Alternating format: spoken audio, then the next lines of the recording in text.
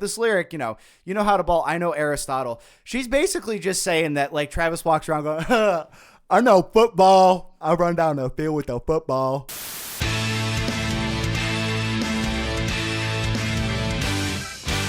Hello, ladies and gentlemen. My name is Jerry Bees, and we're finally here. What is it, 10 months, 11 months? I think it's 10 months later. We have finally gotten to the end of the road of the straight white male reacts to Taylor Swift journey. Seems like just yesterday, I was in the same shirt, and on a unsuspecting weekday afternoon, I go live on YouTube, and I was like, screw it. Let's react to Taylor Swift's first album. Ladies and gentlemen, I don't think anybody, because I certainly didn't suspect, anybody suspected that it would turn into this. I was thinking about saving this towards the end, but like, screw that. If you are a Swiftie, if you found me from the Taylor Swift videos, thank you so much.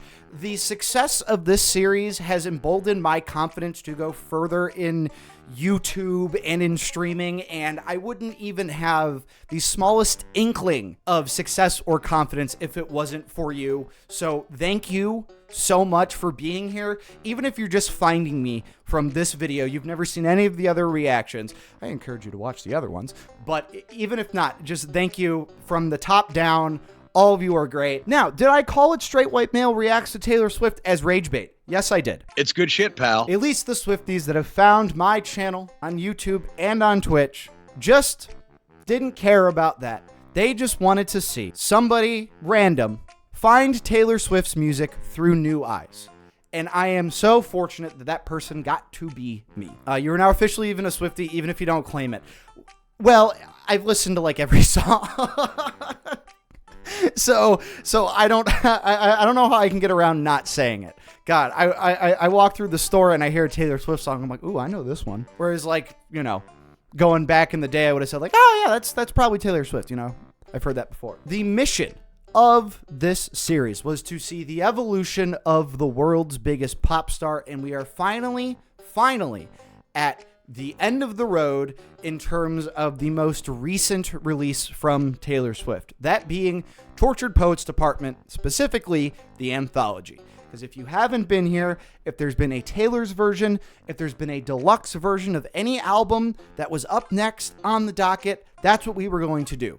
I just basically took the Taylor Swift discography and treated it like that Super Size Me movie. And from the very start, it was like, okay, I don't know any Taylor Swift.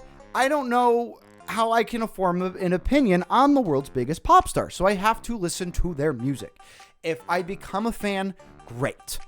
If I just like a couple songs, great. And ladies and gentlemen, I can tell you that not only do I like more than several songs, I even like a few of her albums. It's good shit, pal. I kid, but it really has been quite the journey.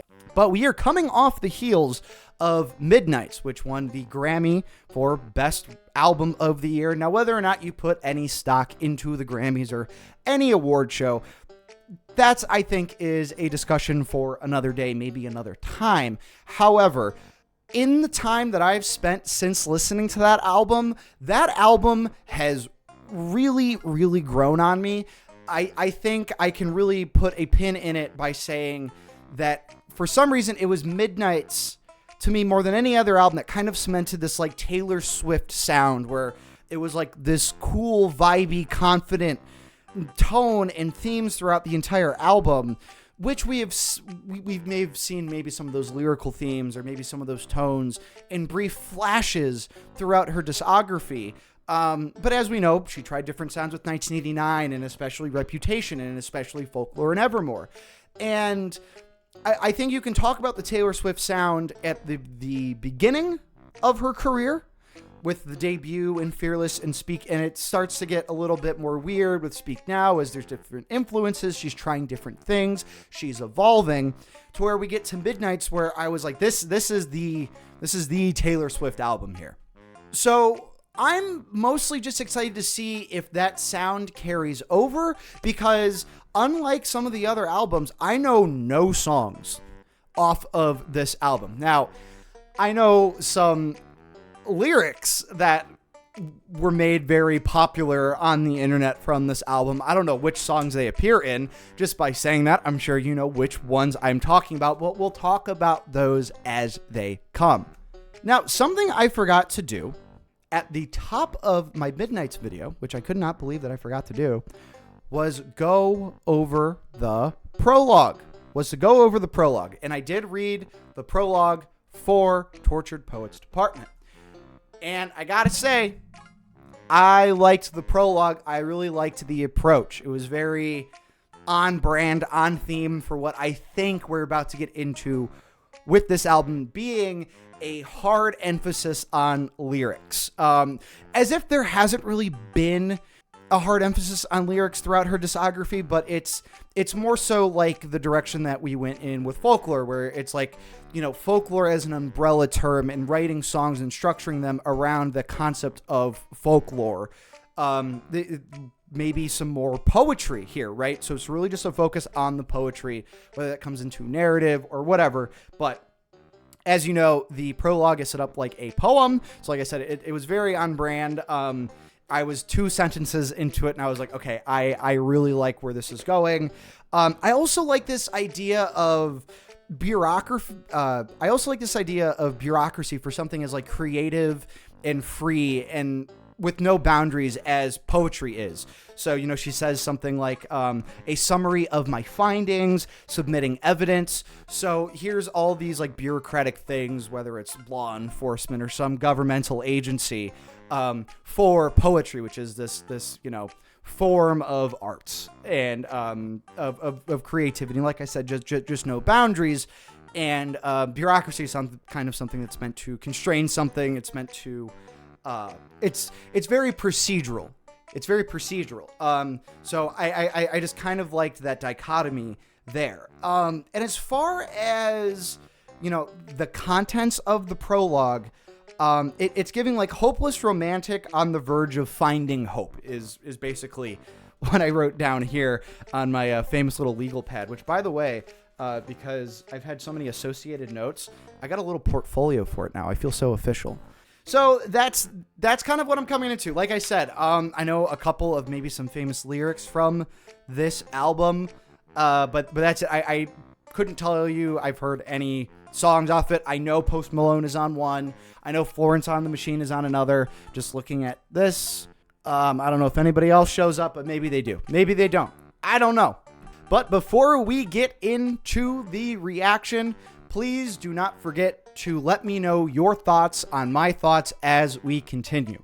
And I know that you may have only come here for Taylor Swift, but we're doing Lana Del Rey next weekend, and maybe I react to some of your other favorite artists, or maybe you're just looking to find new music. Let me be the person to help you in that journey. So go ahead and subscribe and like this video so more people can have the opportunity for that. Self-plugs are the best plugs, I think. If you want to see us live and join the chat, make sure you click one of the links down in the description. And if you want to make sure that you never miss one of my full uncut videos, before they come out on YouTube, make sure you go ahead and check out my Patreon, where tiers start at just $1 a month. I know this one's going to be $1 a month, right? This one's going to be 2 parts. You're going to get both for $1 a month, right? My Patreon tier system is the only thing that's saving us from these tariffs, ladies and gentlemen, right?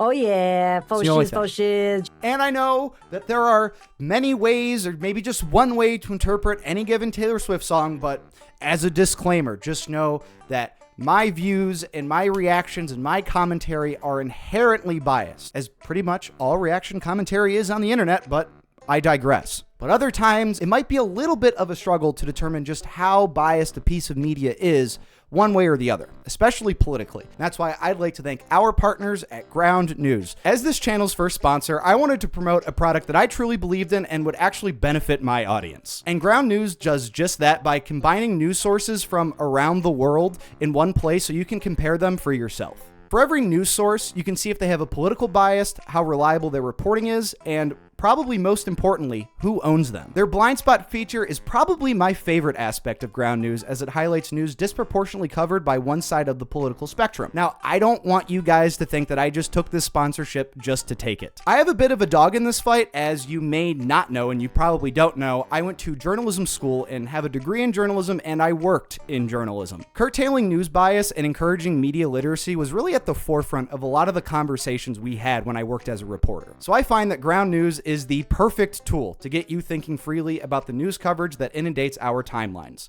Go to check.ground.news/JerryBees to get 40% off the Vantage subscription, which unlocks unlimited article access, ownership data, and factuality ratings. Ladies and gentlemen, this would be a bargain at double the price. And remember that your subscription to Ground News doesn't only help my channel, but it also helps Ground News. It helps Ground News as they make the media landscape more transparent and keep you more well-informed about the world around you. Again, that's check.ground.news/JerryBees to get 40% off the Vantage subscription for Ground News. Now back to the video. This is it. I can't believe we're here. This is Tortured Poets Department. I can't believe that we made it. I can't believe that so many people are here with me watching this now and probably going to watch this video. I also can't believe that Taylor didn't put out another album in the middle of all this, just to make this journey a little bit longer. But this is spiritually the end of Jerry B season 1. This is the end of Jerry B season 1 here. Like I said, I really dig what we're going on with the prologue here.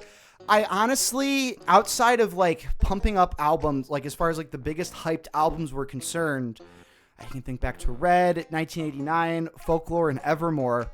Midnight's was a real shocker to me. Like I said, it just kind of has crept up on me as probably being one of my favorites, if not my favorite. And of course, it takes time. What might be my favorite today might not be my favorite tomorrow, or 2 weeks from now, or 2 months from now, or 2 years from now. But I will try to look at this and react to this as objectively as possible. But for how much I did end up liking Midnight's, my standards are pretty high for this one. My standards are pretty high, especially after Folklore and Evermore and Midnight's. I think that that those 3 albums, she was just on an absolute fucking tear with those, is really setting her apart, artistically speaking. So this is it, ladies and gentlemen. This is the start of the end right here. This is the end, beautiful friends. This is the Tortured Poets Department, the anthology, 2 hours and 2 minutes long, part 1. Now, Fortnight featuring Post Malone. I was supposed to be sent away, but they forgot to come and get me. I was a functioning alcoholic till nobody noticed my new aesthetic. For a fortnight there we were, forever running to you. Sometimes ask about the weather. Now you're in my backyard, turn into good neighbors. Your wife waters flowers. I wanna kill her. I touched you for only a fortnight. I touched you, he's ruining my life. I touched you for only a fortnight. All you want, but it won't start up. See, touch, touch, touch, let it fall. Will I touch, touch, touch you? All right, it's weird here because it's easy listening, right? It's a cool track, even tempoed. It does pick up there a little bit towards the end, but not to anything that would just give me any type of whiplash or anything like that. Just to kind of pull us to the end of the song. This is definitely giving some of the prologue here, because this is just sad as hell. Very jarring to see your wife waters flowers. I want to kill her. And she says it a couple times. Not only her, my husband is cheating. I want to kill him. So here's, there is that theme of infidelity that we've kind of been exploring in the last few albums at this point. And obviously, For maybe some of us not in the know, she is not talking about Fortnite, the video game, right? Which, by the way, Sabrina Carpenter is on Fortnite now as a skin, and I might put some real world money down to buy that because that's just way too good to pass up. Just is. But beyond that, Fortnite here, because the game isn't even spelled the same way. But Fortnite here, I got the Google definition right. A period of 2 weeks. Or the informal definition, used after the name of a day to indicate that something will take place 2 weeks after that day. So maybe something referring to something quite brief, maybe like a forbidden love kind of thing, kind of like a maybe a fling or something like that. You know, I love you, it's ruining my life. Have you kind of a deal? Situationship, baby. Situationship, baby. So, and I know that Matt Healy's big on this album. I'm kind of done with the whole, okay, who's this one by, or who's this one about? If like, you know, if that's a question, if I ask that, tell me. But as far as that, you know, I do kind of want to see how these songs stick out on their own without maybe knowing some of the lore or something like that. But I know that this is like in the middle of Matt Healy, Travis Kelce, right? I know like we're in that time frame at the moment here. But I'd say that this one works just fine without knowing any of that. And so yeah, I liked how kind of somber it was, and maybe this sets down some of the tones for later in the album. But we got 31 tracks to play around with here. So here is track 2 out of 31. The titular track, Tortured Poets Department. Not Dead Poets Society. You left your typewriter at my apartment, straight from the Tortured Poets Department. I think some things I never say, like who uses typewriters anyway. But said, you're not Dylan Thomas, I'm not Patti Smith. This ain't the Chelsea Hotel, we're modern idiots. And who's gonna hold you like me? Nobody,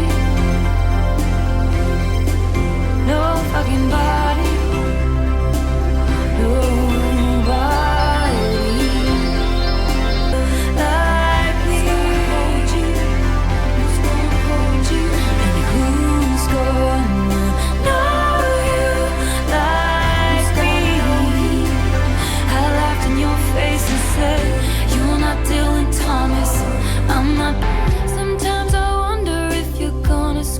Up with me, but you told Lucy you'd kill yourself if I ever leave. And I had said that to Jack about you, so I felt seen. Everyone we know understands why it's meant to be. 'Cause people put wedding rings on, and that's the closest I've come to my heart exploding.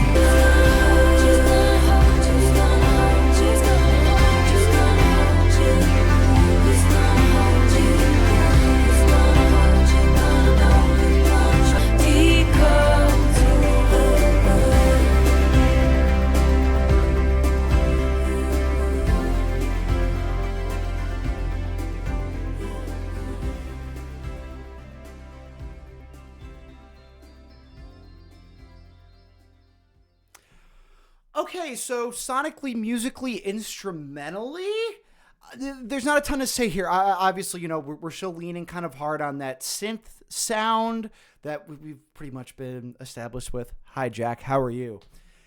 But that also is a great segue into really the focal point of this song, which all you needed was just a little bit going on in the background musically, because that was not the star of the show here. The star of the show was the lyrics, was the story that we're talking about here. Is this about Marty? See, I'm asking now. See, this is where I'm asking. Yeah, so I was going to say, the 1975 has a song called Chocolate, and that's when I about kind of figured out that this was about, Matt Healy here on the channel is referred to as Marty. I'm not going to go into explaining it. You smoked and then ate 7 bars of chocolate. I was like, oh, that's the 1975. Ladies and gentlemen, I know that there are some sects of the Swiftie audience who like, no, fuck Jake Gyllenhaal, he's the worst. Or, we just talk about how small of a man Matt Healy is. Or something like that. I have traditionally never liked the 1975. I got a tattoo that people say is a 1975 tattoo, and it's not. And I didn't even know that the rectangle of all shapes is associated with the 1975. So I've had a bone to pick with them for a while. However, if you want me to do a hater react series or just one video of the 1975, let me know which album to react to. But that's where I kind of figured that this was about Matt Healy, without calling out his name, but she calls out a lot of names here. Dylan Thomas, Patti Smith, she's making parallels with maybe, some other relationships there in the music world, but then talking about Jack and, and whoever this Lucy character is. So, okay. So it is, it is, Lucy, Boy Genius, right? And also Lucy's solo work is good too. I was actually very surprised and pleased when I saw that, they were all working together in Boy Genius. But so far, this is about, only 2 songs in. We're 1/15 done with the album. And this is about what I thought we were going to get into, where, we're kind of done. And I would even argue that we have been done for a while with, the clap your hands and say yeah and move your head to the beat kind of stuff. There might be 1 or 2 songs in there for that. Just going back to Midnight's, like Bejeweled was just so Bejeweled was just so much fun. And like Karma and stuff like that, those just like true pop bangers. I didn't really, not being a Taylor Swift listener before doing the series, I never caught any songs like that. Maybe I have and just haven't recognized them. But I liked this one quite a bit. Like I said, between how jarring some of the lyrics were in the first song and this one, it's like the veil is completely off, and I only expect it to get intrusive is the wrong word. More vulnerable, not even like the right word. Transparent, I think, is what I mean to say here. Give me 1 second.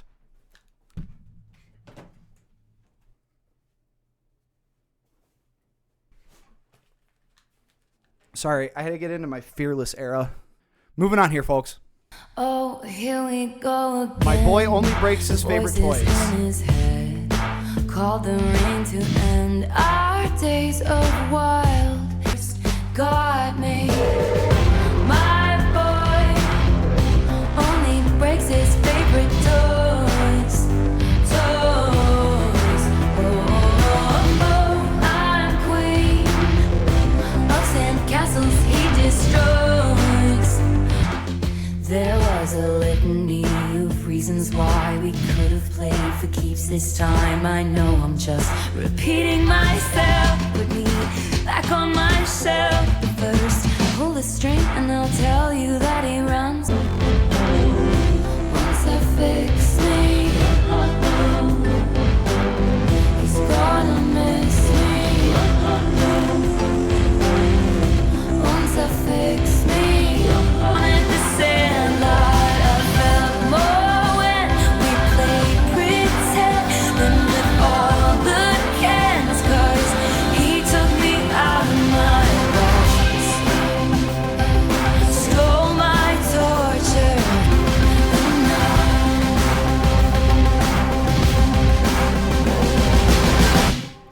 Why was this one so goddamn short? Why was this one so short?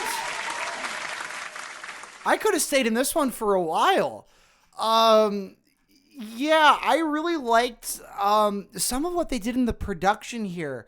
I don't know exactly what they did, but like before we get to the chorus, like around here, they kind of drop everything really down in the mix, and then on the line right before my boy only breaks his favorite toys and we really get into the chorus, they're bringing it all back.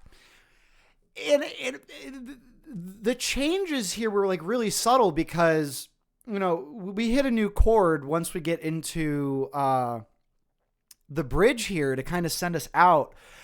I really liked where the bridge came in and how it took us to the end of the song. And it just ends like so, like it's just like so epic towards the end. Just like almost primal drumming. I don't know if I've ever said that in a Taylor Swift video. Primal drumming on the track. And obviously, you know, the concept is easy enough to grasp, right? It's almost like, you know, here's this guy, he's playing around with me kind of a deal. But yeah, definitely kept the theme very strong throughout. I'd play again. He was my best friend down at the Sandlot, right? I love that goddamn movie. It's so good. It's an easy enough thing to get, but I think within 3 minutes, you put enough in there, and I liked it. I liked this one. Okay, moving on. This is a great segue into the next song. Okay. Down Bad.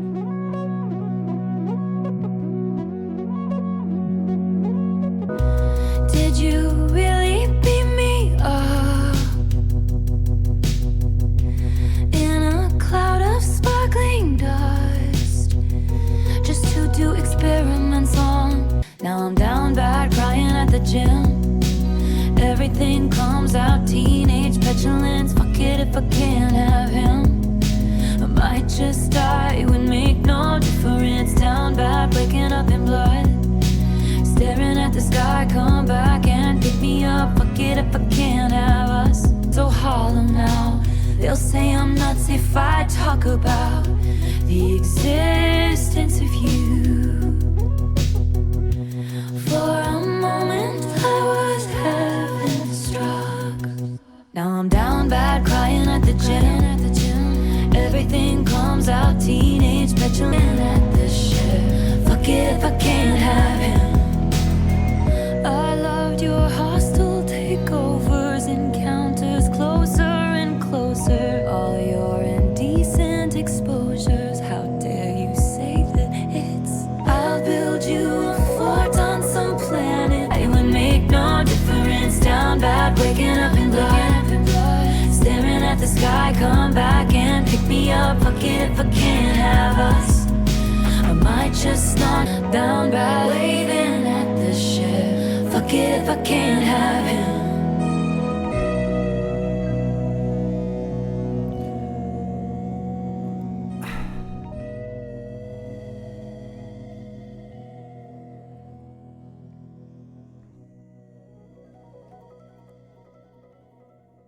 You know, I almost want to like rescind what I said about the last song and what I said about the prologue as far as it, you know, hopeless romantic who's, you know, about to find hope or who maybe has found hope.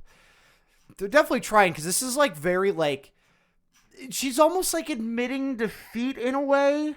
Like, just saying, it's like, you know, it I guess maybe it's a difference of like not necessarily admitting defeat, but like dude, I'm low. This is not a good time. Aliens. Romantic, yes. Hopeless, yes. But hope comes back after the grief. Yeah, so again, you know, we're 4 songs into this. But so far, you know, they're kind of laying down the groundwork for this is like, get on the struggle bus here. Because none of this is really going our way. And there's like little, like just subtle production things that they're doing, like whatever those weird little, like, yeah, you know what I'm talking about. I just did it exactly how it sounds in the fucking song. It's like, it sounds just perfect for what it is. And I don't know if it's Taylor's delivery that's helping it, or if it's just the subject matter that itself. But so far, like, these songs and how the lyrics are kind of formatted are kind of just they're just kind of streamlined here. You know, there isn't, you know, one could say like, okay, you're not really challenging me to any aspect. And I think that might be a fair criticism of this, but it doesn't necessarily have to be challenging or anything like that. Because often people say like, oh, that was boring. It's because it was challenging, or it's boring because it wasn't challenging. So it's like, what the fuck? Nobody can be happy. But I think that this is so far just fine for what it is, and it especially if you're also not to say the thing, but down bad. I figured costume changes would be appropriate. All right, on to track 5, folks. As we know, track 5s are always happy and very optimistic. So long, London.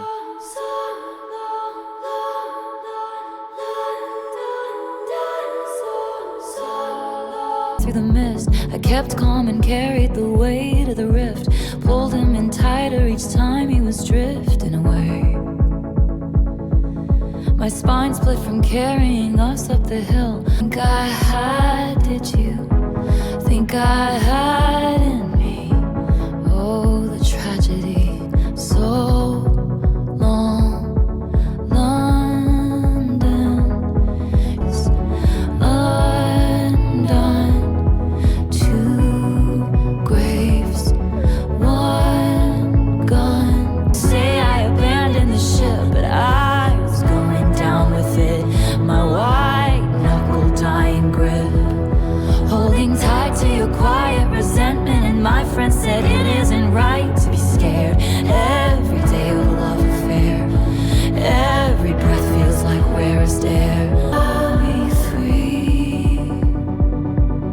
You swore that you loved me, but where were the clues? I died on the altar waiting for the proof. You sacrifice us to the gods of your bluest days.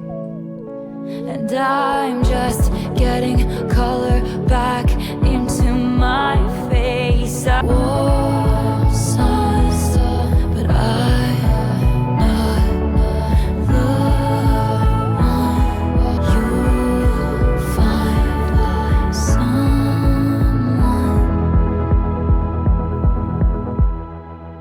Okay, so I have to rescind another thing that I said as far as like, and it's not, I mean, it's still true in the sense that like, obviously the most important thing is not like, okay, who's this song about? But as we've kind of established earlier in the album, you know, there was the song where, you know, it's kind of maybe pulling away from Joe and into Marty.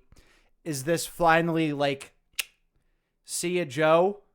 Is that what's going on here? This is like, goodbye, you fucking pissant.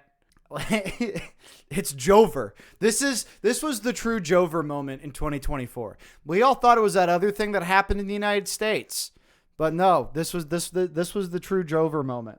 Yeah, I again, you know, I thought that maybe You're Losing Me at the end of Midnights, which wasn't really the last song off of Midnights, but you all bestowed it upon me that I, you know, it would behoove me to listen to that song, so I did.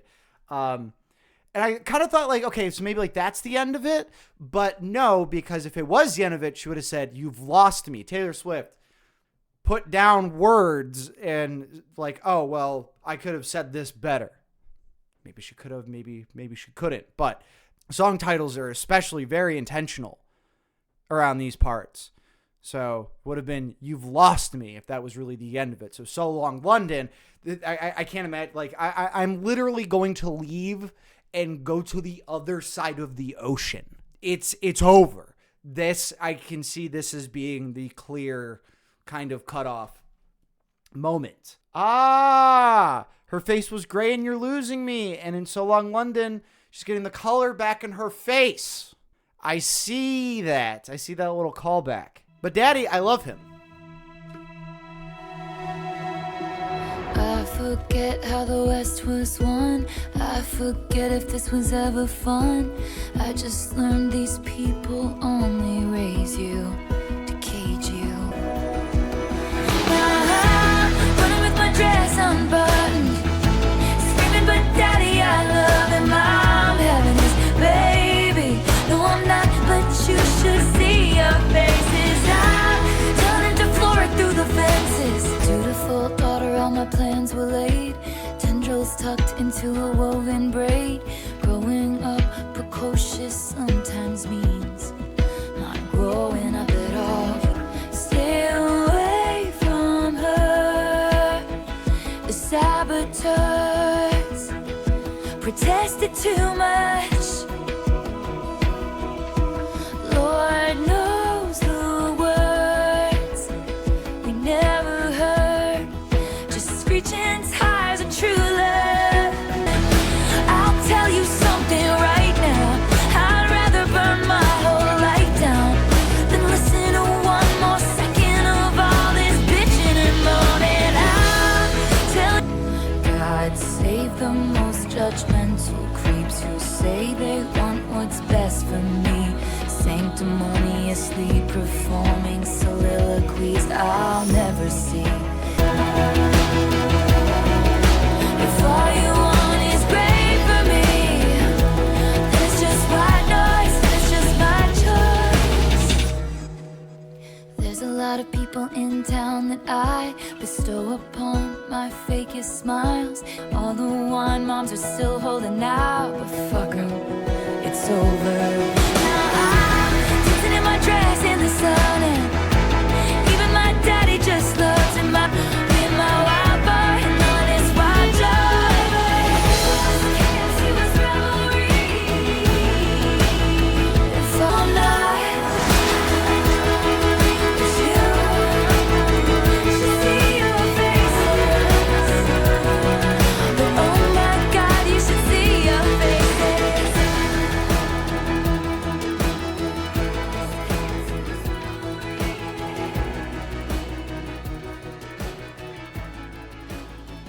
Oh. Okay. I like this one quite a bit. A little bit longer, at 5 minutes and 40 seconds, but there was a lot that they got done in that time.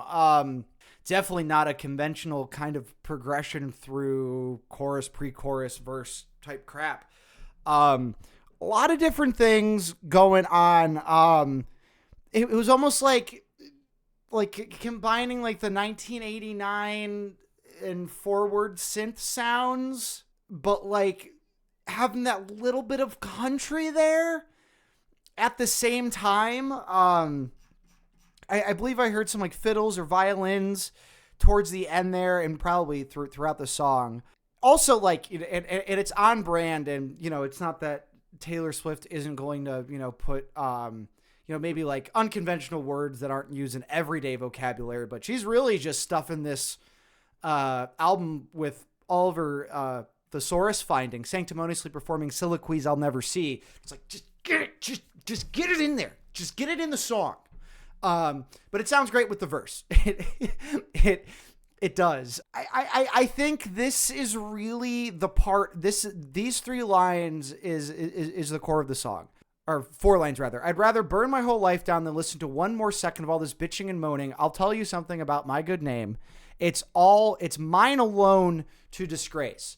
So here's that, aspect of transparency that I had kind of brought up earlier. She's just being like, okay, like I'm taking like the narrative back kind of a deal, which he tends to do. I don't, maybe you guys can let me know as like the diehard Swifties of the fandom. I don't know if she's ever like lost the narrative per se, other than I will probably say, like, as far as like people maybe blowing whatever situation she's in out of proportion. I can definitely see that.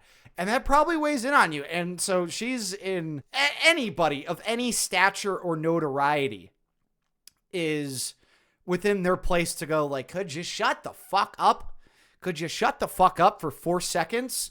And it's almost, it's all mine. It's mine alone to disgrace. It's like, I'll even tell you that I'm having his baby. Man, you should have seen your fucking faces, because whether or not that like emboldens whatever opinion you've had of me to begin with, I don't give a shit. I don't care anymore. Probably win another Grammy for this one. Pop. Toxic fans had the Speak Up movement to tell her that they were worried dating Maddie Healy would destroy her image or whatever.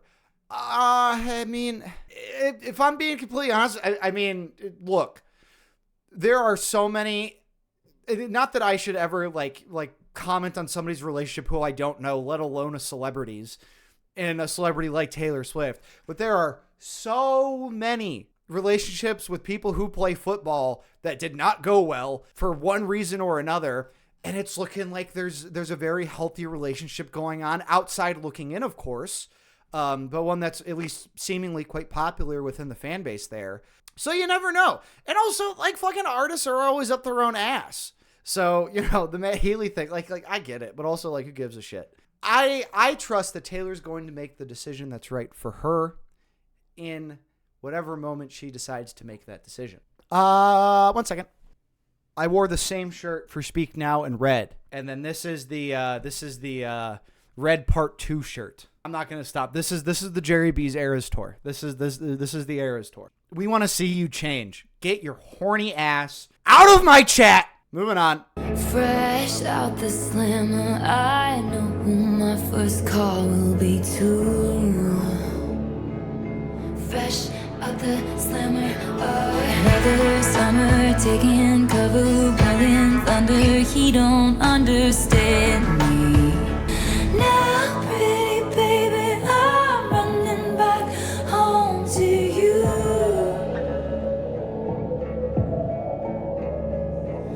Fresh out the slammer, I know who my first call will be to. Baby again. My friends tried but I wouldn't hear it. Watch me daily disappearing for just one glimpse of his smile. To the house we still wait up in that porch like gleams. To the one who says I'm the girl of his American dreams. But it's gonna be alright, I did my time.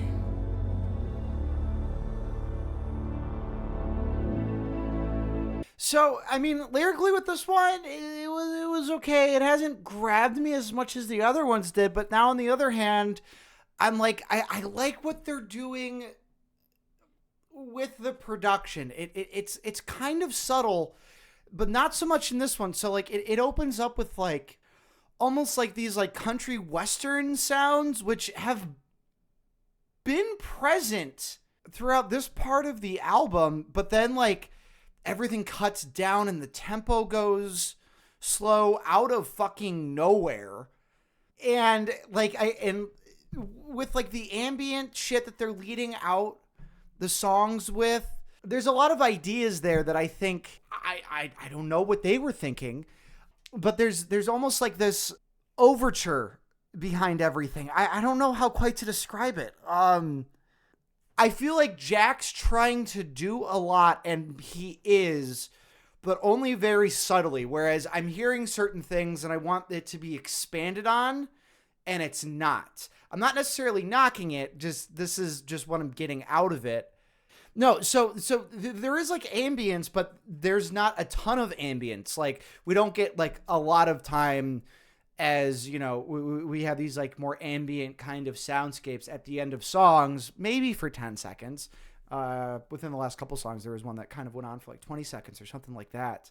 I don't know. I guess I could say that they're doing a lot within the production that I enjoy, but I wish that they would kind of expand upon a little bit. But I'm not necessarily just knocking that down, because like I could listen to like a rock song and they're like, oh man, he should have just did like a drum fill and like a roll throughout his whole kit there. Or I'm like, well, no, that's just not what he did. This is what he did. Get over it. It's gonna be all right, Jerry. I mean, so far it is right now. I guess I could say like it's interesting what they're putting in there and what they're allowing to breathe and and then like what direction they decide to go in. I know this isn't very specific or anything like that. But that's kind of the downfall of the reaction format, I suppose, because I don't have like a lot of time to sit and stew and really think about it too much. Oh yeah, no, I thought the outro was pretty cool. I think that this is like, you know, and it's a traditional thing with like pop music, and this isn't even like a hard pop album, so to speak. But it does rely on some of those aspects, as far as like song length and maybe some of the instrumentation or the production and stuff like that. But very rarely do you have like time for stuff to kind of breathe, which is why, like, especially I think it was in Evermore and some moments in at Midnights where we kind of just let shit breathe out a little bit musically. But that's also, I mean, come on, folks. That's not the point. That's not why we come to Taylor Swift. We come here for the lyrics. We come here for the personality, the storytelling, all that good stuff. Florida! You can be the heat. My friends all smell like weed or little babies. And the city reeks of driving myself crazy. Florida is one hell of a drug. Florida, can I use you? Hurricane with my name when it came. I got drunk and I dared it to wash me away. Barricaded in the bathroom with a bottle of wine. I need to forget, so take me to Florida. I've got some regrets, I'll bury them in Florida. Tell me I'm despicable, say it's unforgivable. At least the dolls are beautiful, fuck me out, Florida. I need to forget, so take me to Florida. I got some regrets, I'll bury them in Florida. Pay for a timeshare down in Destin. Little did you know your home's really only the town you'll get arrested. Florida.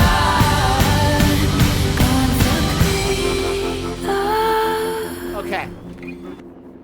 So, what I didn't like about this song is exactly what I liked about this song. Not that it's a particularly bad song. And again, that's not what this channel is about. This channel, if at anything, is I like this or don't really vibe with it. But what I don't really vibe with about the song is what I really like about it. Florida, as we know, has a reputation for being kind of messy, right? Home is just the town you'll get arrested in. That's messy stuff, right? Hurricanes come through. I really don't really vibe with this like Florida, dun, dun, dun, dun, dun, right? It's one hell of a drug. I could kind of leave that, but because it just gives me messy, that's what Florida is, and that's so on brand. That is so on brand. Tasteless? Oh, come on now. No, that's the best part. I don't know.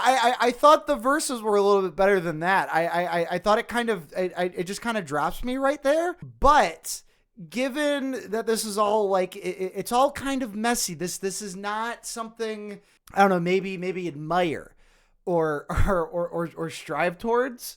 It's so fun compared to how sad the rest of the album is. And I think I can kind of agree with you on that. If anything, it's just giving messy. It's giving like, well, fuck it. I mean, we're in Florida, right? I come down here so I don't have to pay income tax, for crying out loud. Or I come down here to retire and, vote Republican. Or I come down here to drink in Miami. Or I come down here to waste thousands of dollars at Disney World and I'm 35. That kind of thing, right? So it is in the sense of like what I didn't like about it is what I liked about it, when you kind of get the whole concept of the thing. So this is we're in the 1989 era now. This is 1989 era. Zac Brown Band, everybody. Zac Brown Band. Okay, moving on here. Guilty as Sin. Drowning in the blue Nile, he sent me downtown lights. I hadn't heard it in a while. My boredom's bone deep. Am I bad or mad or wise? What if he's written mine on my upper thigh, only in my mind? Calling things we never did. Messy top lip kiss, how I long for our tryst. In lowercase inside a vault, someone told me there's no such thing as bad thoughts. Only your actions talk. Done it in my head. If it's make believe, why does it feel like a vow we'll both uphold somehow? What if he's written mine on my upper thigh, only in my mind? Touching his skin, how can I be guilty as sin? What if I roll the stone away? I choose you and me religiously. What if he's written mine on my upper thigh, only in my mind? Hadn't heard it in a while.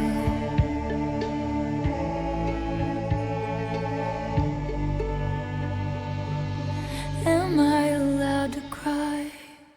As we get, throughout the album, we're trying some different sounds. Obviously, this is like, I felt like on some Taylor Swift albums, they were like a little bit, not poppier, but, a little bit more movie, a little bit, has a bit of a beat, and this one does, and then we get, you know, maybe a slower one to take us back down, and then we get built back up. But here, it's more so that we're kind of living in those valleys for the most part, and then we kind of get taken up for a moment, and then I suspect that, you know, we might get dropped back down. As far as how the music and the tone is kind of going, we're allowed to have fantasies, right? And that's kind of what what's going on here. I mean, her hands are definitely in some valleys. Come on now. Oh yeah, faux shiz. Orny and depressed, Taylor is just so relatable. I think the thing about this album, I'm sure that there's like plenty of other like connections, not even to just like, you know, the paternity testing kind of a deal, but more so like other songs of hers throughout like other albums that I'm just not picking up on as well. So, who's afraid of little old me? I know I've definitely seen this song title out in the wild, but I couldn't tell you what it sounds like. So how's about I find out right now?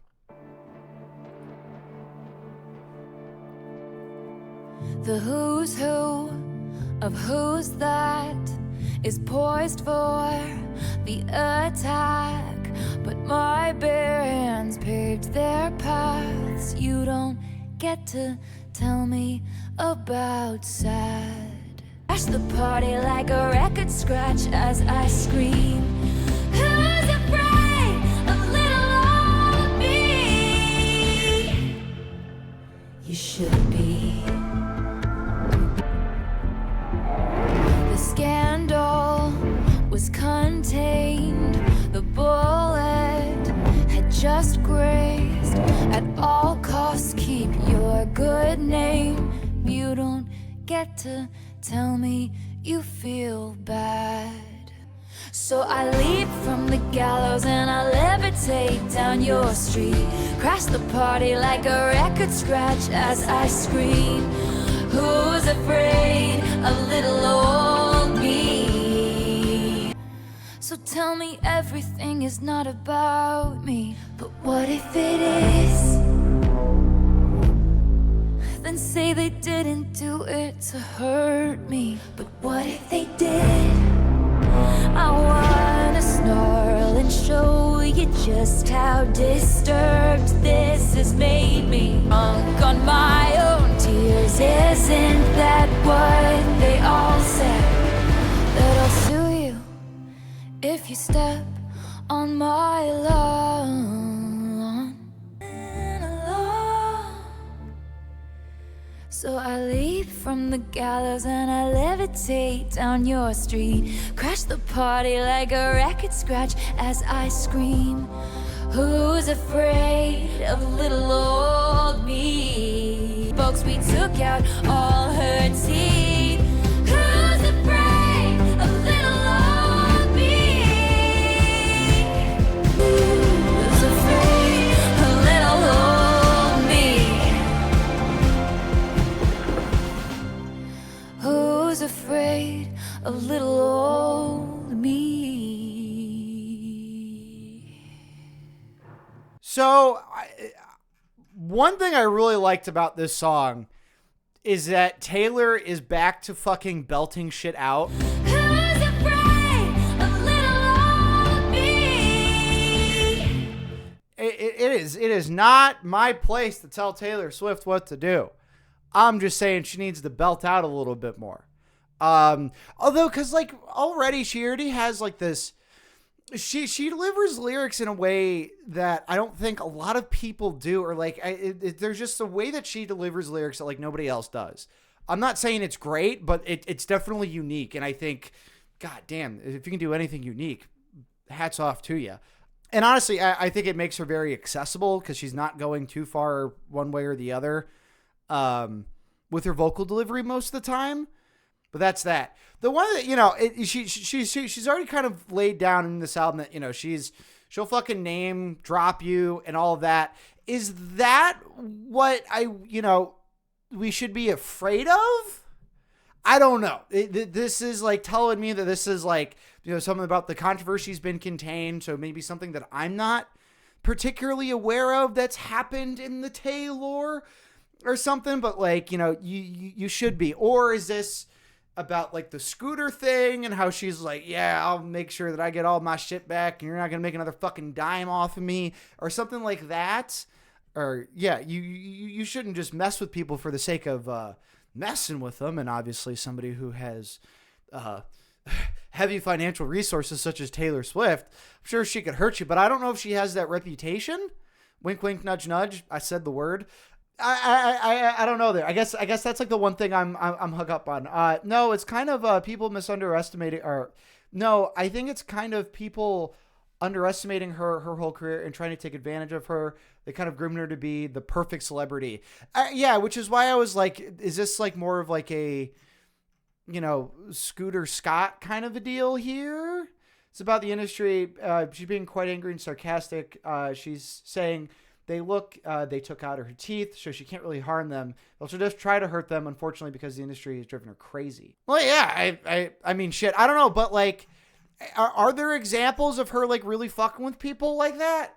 I know that like, you know, once all of like, you know, there was like that AI thing that happened, AI videos of like Taylor Swift and like the photos that like were going on Twitter. It almost seemed like we were finally going to get like AI regulation because of Taylor Swift. And I was like, okay, pop off.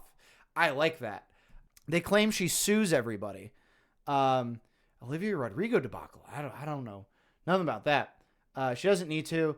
Karma does it for her. That's the point. Yeah. Okay. So, I guess as far as I was listening to this, you know, cause it has been pretty transparent, I guess I just didn't get the tone of it being, more of our sarcastic thing here. And then I guess as far as that, it works pretty well. I don't know. It just seemed like a lot of attention was really paid on this song, between the production and the lyrics. So I was like, okay, like, is this like referring to something that I just like don't fucking know? Cause outside of, I think that there's songs that are great to listen to outside of like knowing everything about Taylor. Then there's songs where I think it's a little bit better to know what's kind of gone on it in a general sense. And that's kind of what this one is. So it's more so maybe one for the fans and not necessarily for like the general public. But at the end of the day, neither one of those is like the best way to do it. The best way to do it is whatever you make. At least I think for any given artist. But as somebody who's reacting to it for the first time, doesn't know everything, I'm saddled with questions. And that's kind of my feeling about this one.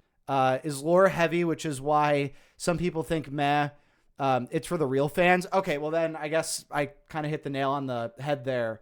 I don't think that that's necessarily true for the entire album so far, though. I think that there's been some really good songs along the way that I think that, like, maybe obviously So Long London. I think, But Daddy, I Love Him was great. Even Fortnight too. My boy only breaks his favorite toys. Shit like that. Yeah, but this one, I think it definitely helps to know a little bit about it a little bit before going into it. Because like I said, I was kind of confused there. But hey, pop off today. No sweat off my back. TTPD in general is for the fans. It can stand alone to a non-fan, but to truly grasp its full greatness, you have to know the lore. Yeah, and that's like the same case that I have with like, I guess like some of like the Marvel movies towards the end, where it's like, this movie is great if you've seen the 20 other movies. If you're watching this movie out of nowhere, you might not get it. So this is just Endgame. Reputation era time. Let's move on. I can fix him. No, really, I can. The smoke cloud billows out his mouth like a freight train through a small town. Finger, I can fix him. No, really, I can. And only I can. The dopamine races through his brain on a... He had a halo of the highest grade. He just hadn't met me yet. Good boy, that's right. Come close, I'll show you heaven if you'll be an angel. They shook their heads saying God help her when I told them he's my man. Whoa, maybe I can't. Ooh. Maybe I can't. I liked this one. I like this one quite a bit. On Vibe Alone, you know, it's like this, it's like we're calling upon some of like maybe like country western roots of Taylor Swift a little bit, but like in very interesting ways. Like it's not bring out the fiddle, bring out the acoustic guitar, you know, and swing your partner round and round type shit, or like belt out a chorus. It's sad and it's delivered in just a very like roundabout way. And also like this doesn't make any sense to anybody but me, but I'm getting like heavy Morphine vibes from their album The Night. It's just a band that I really like. What song is it specifically? It's honestly like pretty much this entire album felt like that song. Yes, Rope on Fire. This one specifically. It's really giving that, and well, this is not, you know, Morphine's a great band to me. It's just primarily drums, a baritone saxophone, and a dude on the slide bass. These three are considered their best album. My favorite is The Night. I'm getting like the same kinds of vibes off this one. The jokes that he told across the bar will Yes. About the countryist chord pattern with some, yeah, it's like disorganized. Like they're using those instruments like from country, but in like a very roundabout atmospheric kind of way on that one. Bravo again. It's good shit, pal. I like that one on Vibe Alone, and that was fantastic. I didn't bring up Morphine as far as to say like, oh, it's derivative or this is where she got it from. No, not at all. It's just where it took me. And when you listen to a song, you might be reminded of some other song or whatever. And so if I can call it back to something that I already really like, well, come on now. So this is LOML. I'm assuming Love of My Life. Does that make sense? Is that what that is? All right, everybody's saying no spoilers, so I don't know if I don't know. Fuck it. Let's just do it. gonna stop us from waltzing back into rekindled flames. If we know the steps anyway, we embroidered the memories of the time I was away. In your suit and tie, in the nick of time, you low down boy, you stand up guy, you Holy Ghost, you told me I'm the love of your life. You said I'm the love of your life. And all at once, the ink bleeds. A con man sells a fool a get love quick scheme. But I felt a hole like this never before, and ever since I Mr. Steal your girl, then make her cry. You said I'm the love of your life. You shit talked me under the table, talking rings and talking cradles. I wish I could unrecall how through the braids of lies I'll never leave, never mind our field of dreams, and you're the loss of my life.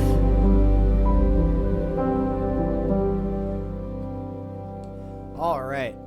So I really liked the last line of this song because just looking at the title, right? LOML, love of my life. That's where immediately my mind went. And we get that here.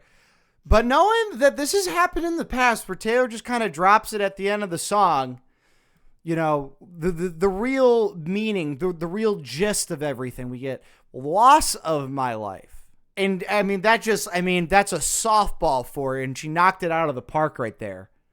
Never actually says love of my life. Love of your life. Well, yeah. Love of your life. Love of your life. Okay. Yes. So you are right. You said I'm the love of your life. But to her, the loss of my life. Okay. I see now. It's not that he's the loss of her life. It's that she lost a lot of her life because of him. Also, I feel I can't recall what song, but there's this theme of braids. She mentioned braids in another song on this album, I believe so. I could be completely wrong there though. So Requiem for Taylor's Lost Dream, not a breakup song. There was a little bit more going on than just like a standard breakup song. I'll give you that, because the whole time I felt like she had an ace up her sleeve. So Braid of Lies is just literally the layer of lies. Yeah, but I felt like I had read Braid somewhere else in the album. It is also a breakup song. That's okay too. Yeah, I guess it just depends on how far you're willing to look into it. And that's what I like about her songs sometimes, especially on Folklore, right? I went crazier than a lot of people said I needed to go as far as like making connections. But like, no. I'm having fun with this. There's more connections to be made than I guess are quote unquote canon. Tentacles tucked into a woven braid. Yes. From But Daddy, I Love Him. Yes. Thank you very much. Did I say tentacles? Tendrils. It is definitely tendrils, yes. And I said tentacles, didn't I? Yeah. No, I'm not okay. Have you been to one of these fucking streams before? All right, moving on to the next song. I'm in my lover era now. This is I Can Do It With a Broken Heart. I can read your mind. She's having the time of her life. Cause I'm a real tough kid, I can handle my shit. They said, babe, you gotta fake it till you make it, and I did it. Lights, camera, bitch, smile, even when you wanna die. Cause I can do it with a broken heart. I'm so depressed, I act like it's my birthday every day. I'm so obsessed with him, but he avoids me like a plague. I can hold my breath. I don't care that the beat's gone. I'm still moving my head.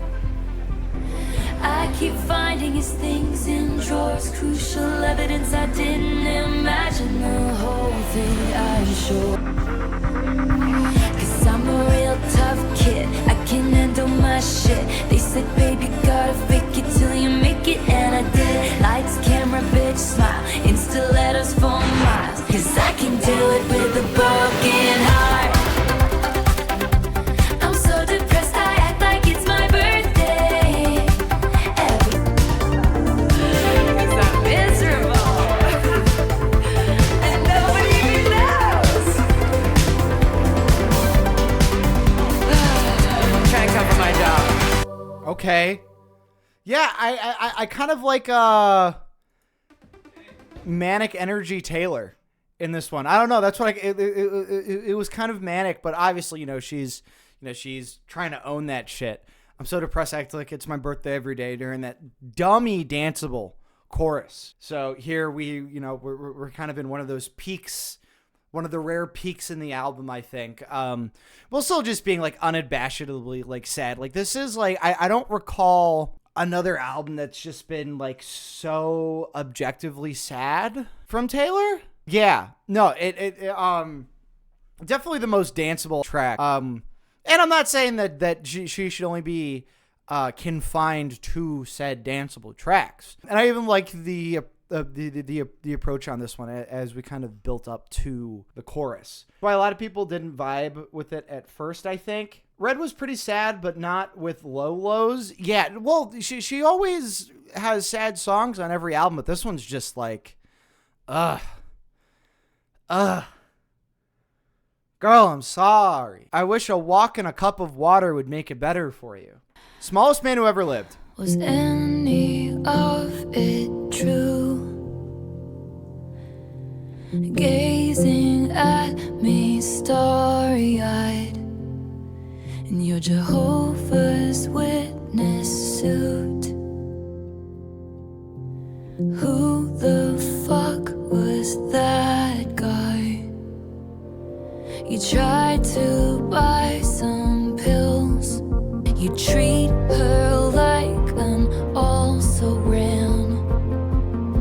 You didn't measure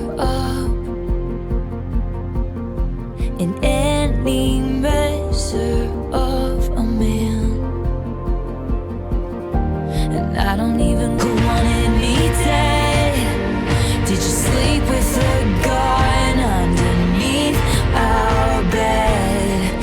Were you writing a book? Were you asleep or set a spy? In 50 years will all this be declassified? And your sins slipped through the bars.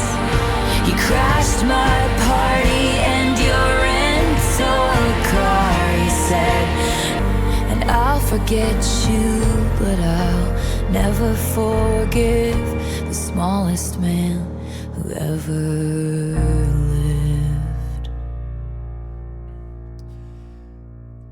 So this song's reputation precedes itself. I should have said this at the top of this song. From the first, I feel like it was from like the first reaction that I did.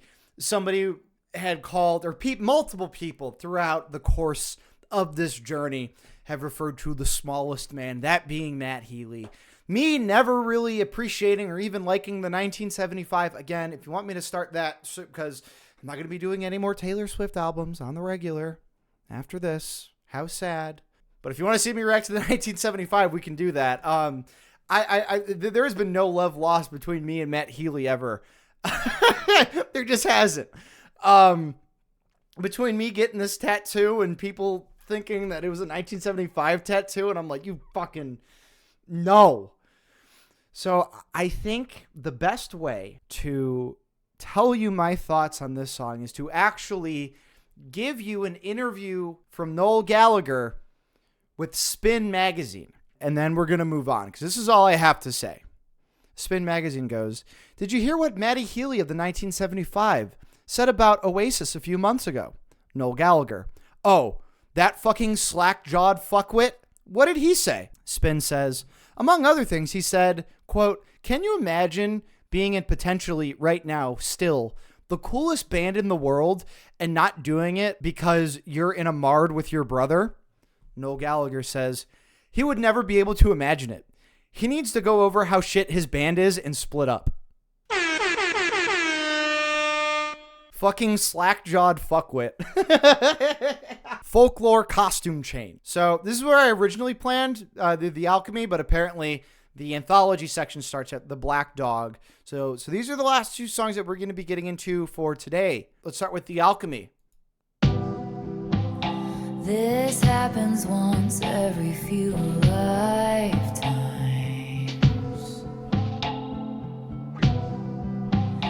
These chemicals hit me like what? But I'm coming back so strong.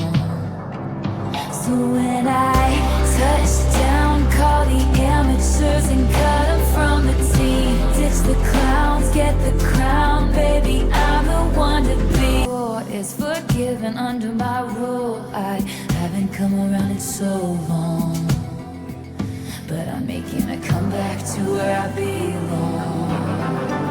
So when I touch down, call the amateurs and cut them from the team. Ditch the clowns, get the crown, baby, I'm the one to be.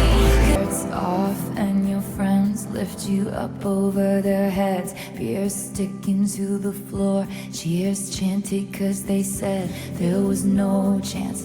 Trying to be the greatest in the league. Where's the trophy? He just comes running over to me. Touchdown, call the amateurs and cut him Alchemy. These clubs swarm the benches, we've been on a winning streak. Eat jokes that it's heroin, but this time with an E. This happens once every few lifetimes.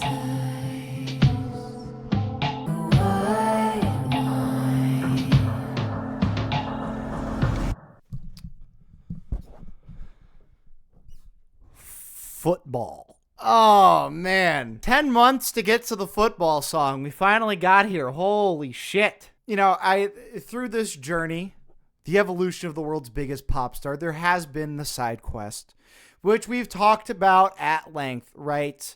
And this was even a meme when I was in like fucking high school, you know, just all of the men Taylor Swift have dated and all that. We've gone through all of them and talked about all of them at length and all of that. Which ones were good, which ones were bad, which ones were John Mayer. And finally, we get to the current one, and for all we know, it's still going on. You could have just read a couple like magazine covers at the checkout line at the store to get what this song is about. So this one, like, if you live under a rock, maybe you don't know what this one's about, but I think it's pretty clear. Cleveland's favorite son, who didn't grow up in the city proper, grew up in Cleveland Heights, right? Cleveland Heights, which is basically Cleveland, but doesn't play for Cleveland, but loves coming back. I just say that because I'm from Cleveland. Finally got to the current guy. Took us long enough. I was going to be so mad if that relationship ended before we got to this point, but it didn't. And 2 Super Bowls later, right? I mean, come on now. It's been quite a steady thing, and it looks like both parties are happy. I wish everybody involved the best. Lore, you are right. Go Birds. Last song of the night before tomorrow. Obviously, the YouTube video won't account for this. I'll probably just edit straight to the second part. Here it is, the last song of part 1, Clara Bow. Clara Bow? Clara Bow.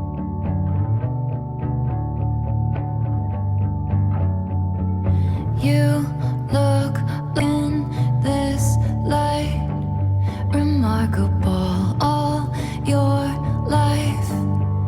Did you know you'd be picked like a rope? Stevie Nicks in 75,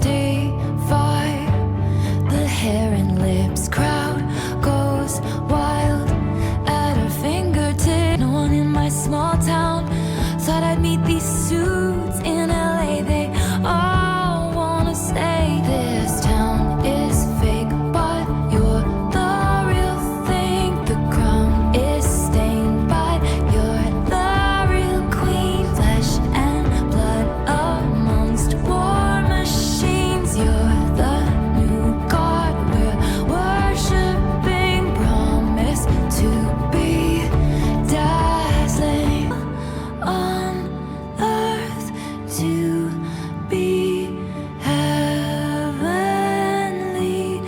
You look like Taylor Swift in this light. We're loving it, you dazzling. Okay, so I got a question that hopefully the chat, or maybe you in the comments, have something else to say regarding this question. What's with the quotes? What's with the quotes here? Because it doesn't seem like one string of quotes from one person. Or maybe if it is, they're just reformatting the quotes every time there's a new paragraph. As somebody who got trained in journalism writing, you don't typically break up quotes like that, but if the paragraph's long enough, then obviously you move it down and you can't. It's the industry talking to her saying who is going to replace the next person. Okay, so that makes a lot of sense once we get to you look like Taylor Swift in this light. We're loving it. Okay, so Clara Bow. I did have to Google that at the top of the song. Famous early actress here was an American icon who rose to fame in the 20s silent film era. And, you know, she's definitely got that look, just judging from the few pictures that I'm seeing of her on Google right now. And that makes sense, right? You look like Stevie Nicks and all these other people. So, you know, and we've touched on that before, or not we, she has touched on that before in her songs as far as, you know, these standards in beauty, and specifically when it comes to women. You know, I think take somebody for example like John Hamm, right? You know, it's like he might be a guy like an actor where it's like, oh, you know, he's got like maybe that like silver fox energy. Actually, George Clooney is probably like the king of that, where as a society, like, oh yeah, like look at this old distinguished gentleman here. You know, he still looks very handsome for his age and all that. It's giving wise, it's giving experienced,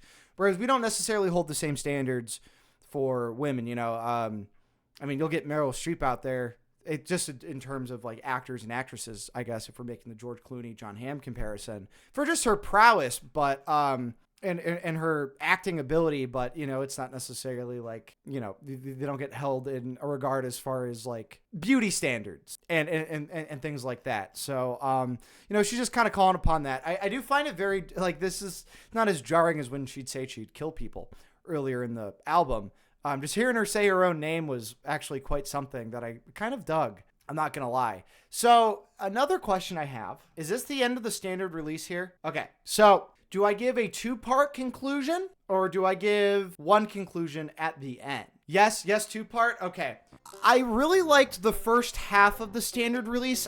I think a lot of the songs, specifically the lyrics, were like really strong and I was really digging it. Not to say that I didn't necessarily dig or like think that the rest of it was bad. It just didn't pull me as strongly as like, I felt like the album started off very strong. I know I mentioned, like in Who's Afraid of Little Old Me, where, or a couple of the other songs where, this might just be like for the fans, or you might have to be, like really in the know to get these songs.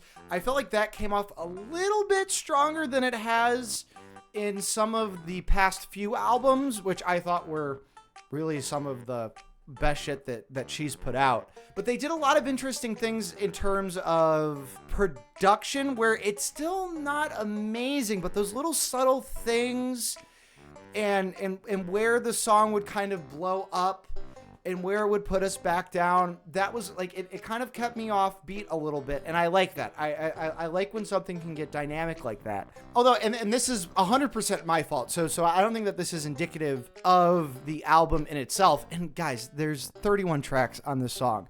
I'm going to need to breathe with this a little bit more. But as I've been breathing and living in Midnights ever since I reacted to it and listened to it for the first time, and how much I've kind of gradually really appreciated that album, it's my fault for maybe putting maybe too high of a standard on this one and too high of expectations on this one. Not to say that it...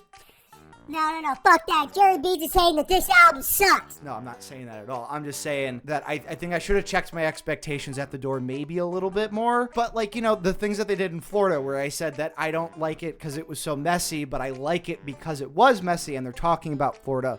Florida's a mess. We all know it's a mess. That's why we love Florida. And also, like, I think, especially in like it started in Reputation where she's really like calling people out and so that isn't a crazy thing for Taylor to do anymore, to like call people out, but it's the way in which she's doing it on this one where it's a lot sharper. I think, I think Mr. Perfectly Fine, if we want to talk about a song that was like back in the day talking about an ex-lover, like, oh, well, everything's fine, that's even a little bit more playful than Smallest Man Who Ever Lived. She's been calling people out since her first album, not in the same ways that I think she can do. It became a little bit more apparent with Reputation just because it was such a 180 and it was such a change in music and in scope. Now, obviously, she has been doing it, but like not in the same ways, because obviously, All Too Well off of Red, we've been there. Obviously, like talking about the whole John Mayer thing. I sympathize with Taylor's fevered manic need to write her feelings off. Well, I mean, who am I to say that she can't, And that's not at all what I'm saying. In the effort of seeing the evolution of the world's biggest pop star, I think the sauciest I should get, and I'll go off the reins, and I get that. The sauciest I should get should just be, I like this more than this. I don't like this as much as that.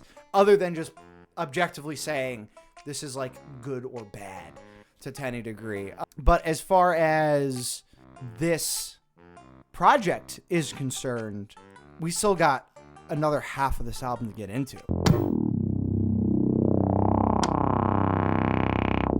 So here's the anthology section. I am in my Evermore era getup, and I'm excited to see where this goes. Here it is, The Black Dog. Not Black Dog by Led Zeppelin. Very, very different song, I'm gonna assume, so. Secrets within your location, you forgot to turn it off. Too young to know this song that was intertwined in the magic fabric of our treatment.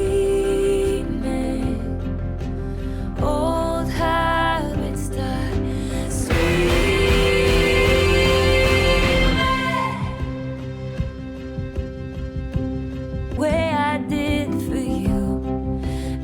all of those best laid plans. He said I needed a brave man, then proceeded to play him, and just don't understand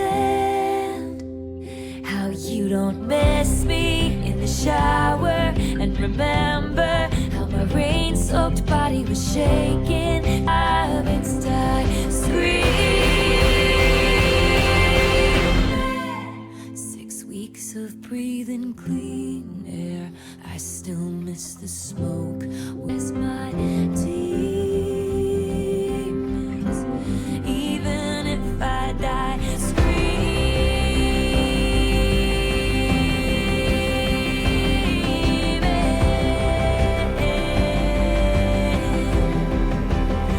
and I hope you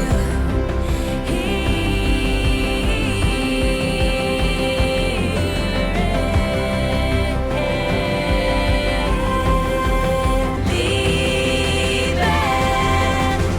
I still can't believe it, 'cause old habits die, scream. No, for how upsetting this song is, I still thought it was kind of fun. I liked it.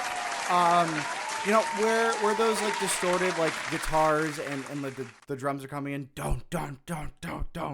I think they come in a little bit better than they did on Florida. I know that was one of the big gripes I had against Florida there. It just sounded like really messy, but again, that was kind of the point of Florida. It's messy. There's hurricanes and all that. And it worked conceptually there, but here it's working in my ears, and it's like, ooh, I kind of liked that. And it built up to this like, epic kind of sound with those drums towards the end, which we're getting a lot of in this album, but also progressing lyrically, right? It was intertwined in the magic fabric of our dreaming, and then we call that back towards the end in the intertwined in the tragic of our dreaming. You can't put one past me, Tay.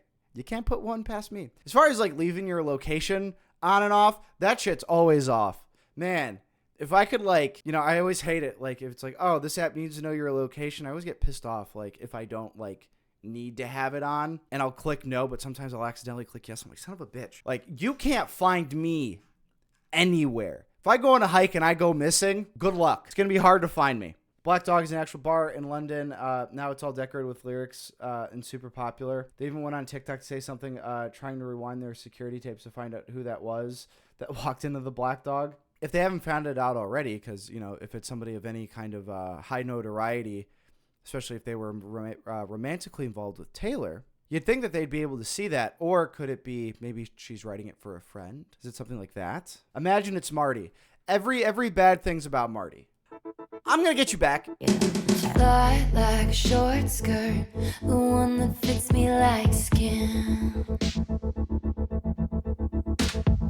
Did your research, you knew the price going in. Whether I'm gonna be your wife or gonna smash up your bike, I haven't decided yet, but I'm gonna get you back. Whether I'm gonna curse you out or take you back to my house, I haven't decided yet, but I'm gonna get you back. Small talk, big love, act like I don't care what you did. I'm an Aston Martin that you steered straight into the ditch. I can feel it coming, humming in the way you move. Wish that someone do. Even if it's handcuffed, I'm leaving here with you. Bygones will be bygone, eras fading into veins. But I'm gonna get you back. Whether I'm gonna curse you out or take you back to my house, I haven't decided yet, but I'm gonna get you back. I'm gonna get you back. All right, I got one question. Is this is this working like Midnight's did, where it's not until the additional tracks that we get Aaron Dessner or any other producer back? Okay, well, it's looking like that there is a mix between Jack and Aaron, even in the standard, and maybe a little bit more Aaron here in the anthology portion of this, if that rings correct. There's a fair amount of both. The production on this one was really good. I thought, especially like when it drops down and we're left with just the vocals and just like a little 2-note beat there. Then it brings us back into the chorus there. I also really like the double entendre here. Like either way, I'm going to get you back, whether it's take you back to the house or I'm going to curse you out. So like getting you back as like revenge or like out of consequences for things that you've done. There's just, getting you back for me and for pleasure, for intimacy, for handcuffs. I'm in my Midnights era now, which sucks because that sweater was really comfortable. The Albatross, I've heard a lot about this one. Wise men once said, wild winds are death to the candle. Rose by any other name is a scandal.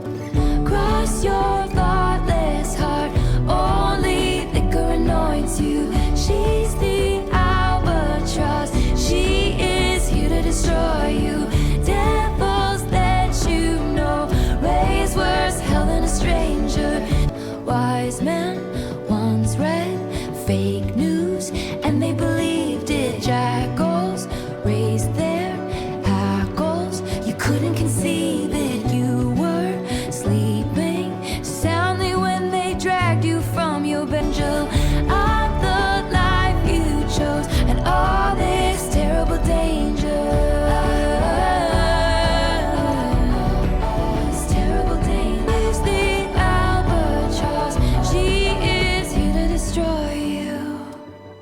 I don't know what it is about the anthology section of this, but it's starting out quite strong.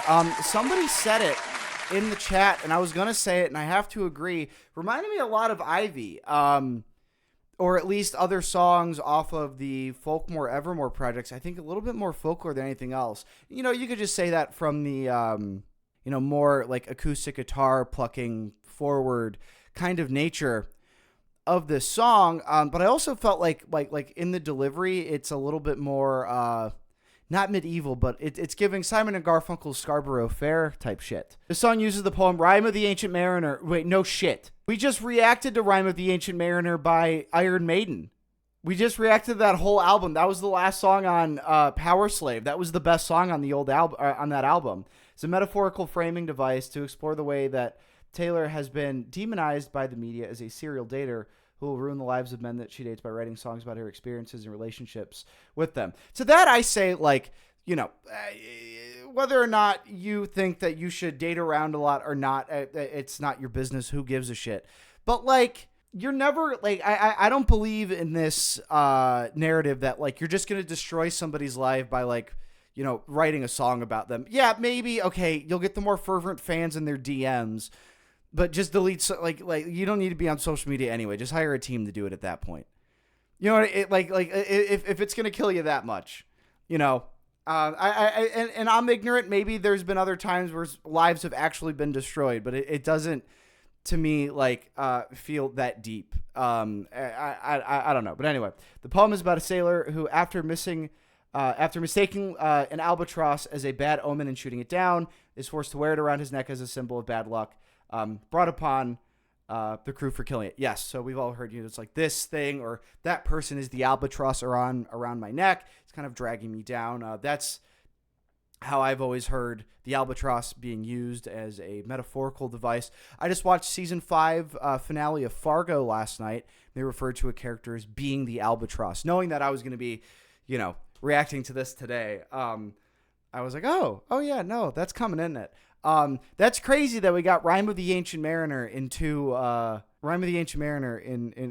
reactions. Chloe or Sam or Sophia or Marcus? Hologram stumbled into my apartment, hands in the hair of somebody in darkness, named Chloe or Sam or Sophia or Marcus, and I just watched it happen as the decade would play us for fools. Just say you've always wondered. You said some things that I can't unabsorb. You turned me into an idea trucks more and I couldn't watch it happen. I've always wondered if the glint in my eye traced the depths of your side down that passage in time, back to the moment I crashed into, like so many wrecks do, too impaired by my youth to know what to do. So if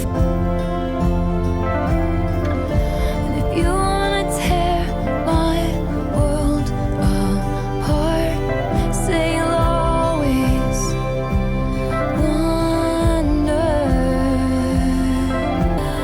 Will I always wonder?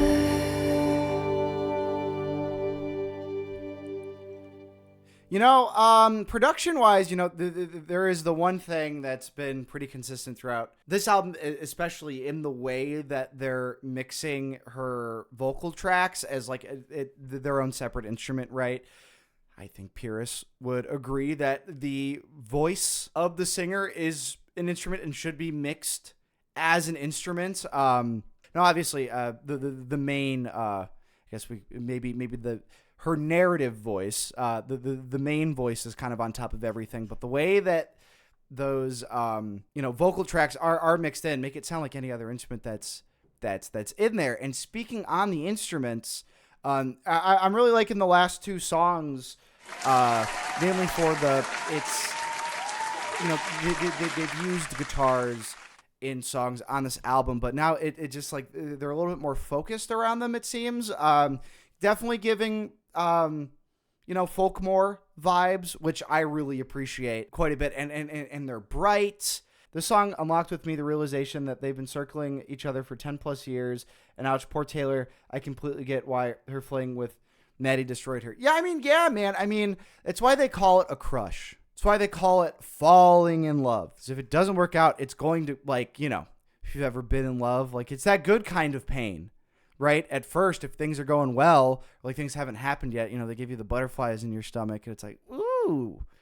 Then it doesn't work out, and then you're either crushed or you've fallen off. So it makes complete sense why it's called the way it is. Now I am officially in my Tortured Poets Department era. I like this shirt because it's always made me look like the son from Horton Hears a Who. If anybody knows what the hell I'm talking about, right?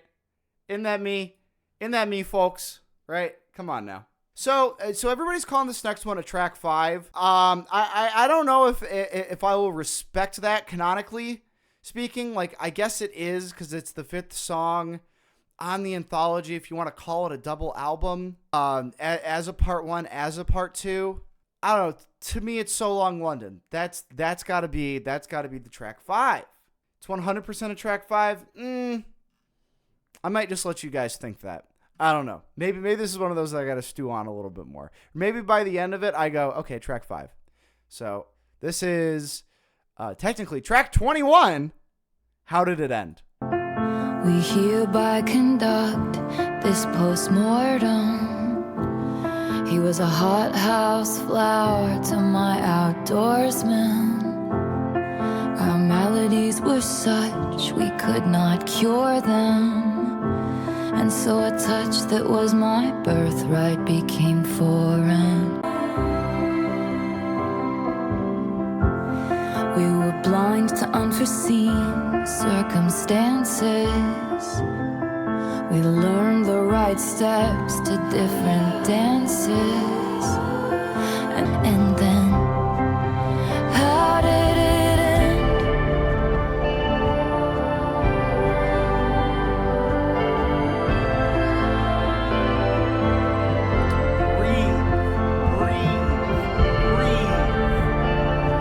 Come one, come all, it's happening again. The empathetic hunger descends. Will tell, how did it end?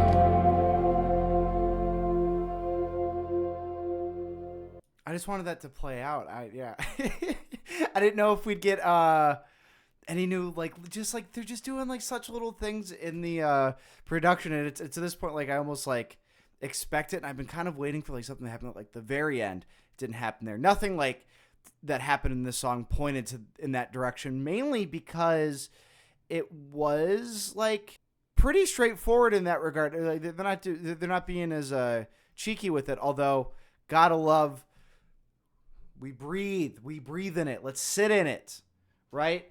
I don't even care if this wasn't a fully Aaron song. To me, it is, just because, like I've said, I've noticed that we get more moments of breathing, quote unquote, or what I'm calling is like breathing, where it just these like instrumental sections. You guys are always talking about the next song as if I'm not done talking about this song. As soon as we get done with one, it's like, I love the next song. Remember when she did the TTP pop-up and showed the lyrics, come on, come all, and calling all of us to having your heart broken again. Yeah, so it's, I think one of the more apparent breakup ones, I guess. Although the last time I said that, everybody was like, no, it's about a miscarriage. And I was like, what? And I think we'd all kind of determined that it was a, just mentioning the end of something there on Midnights. Yeah, this one was fine, I guess. As far as like the emotional weight with just like the piano driven stuff, I can get, especially it being the 5th track on the anthology. We can call it a track 5 because it does play on those themes a little bit more as far as being emotional. But on this album, everything's kind of like, I feel like this is an album of track 5s.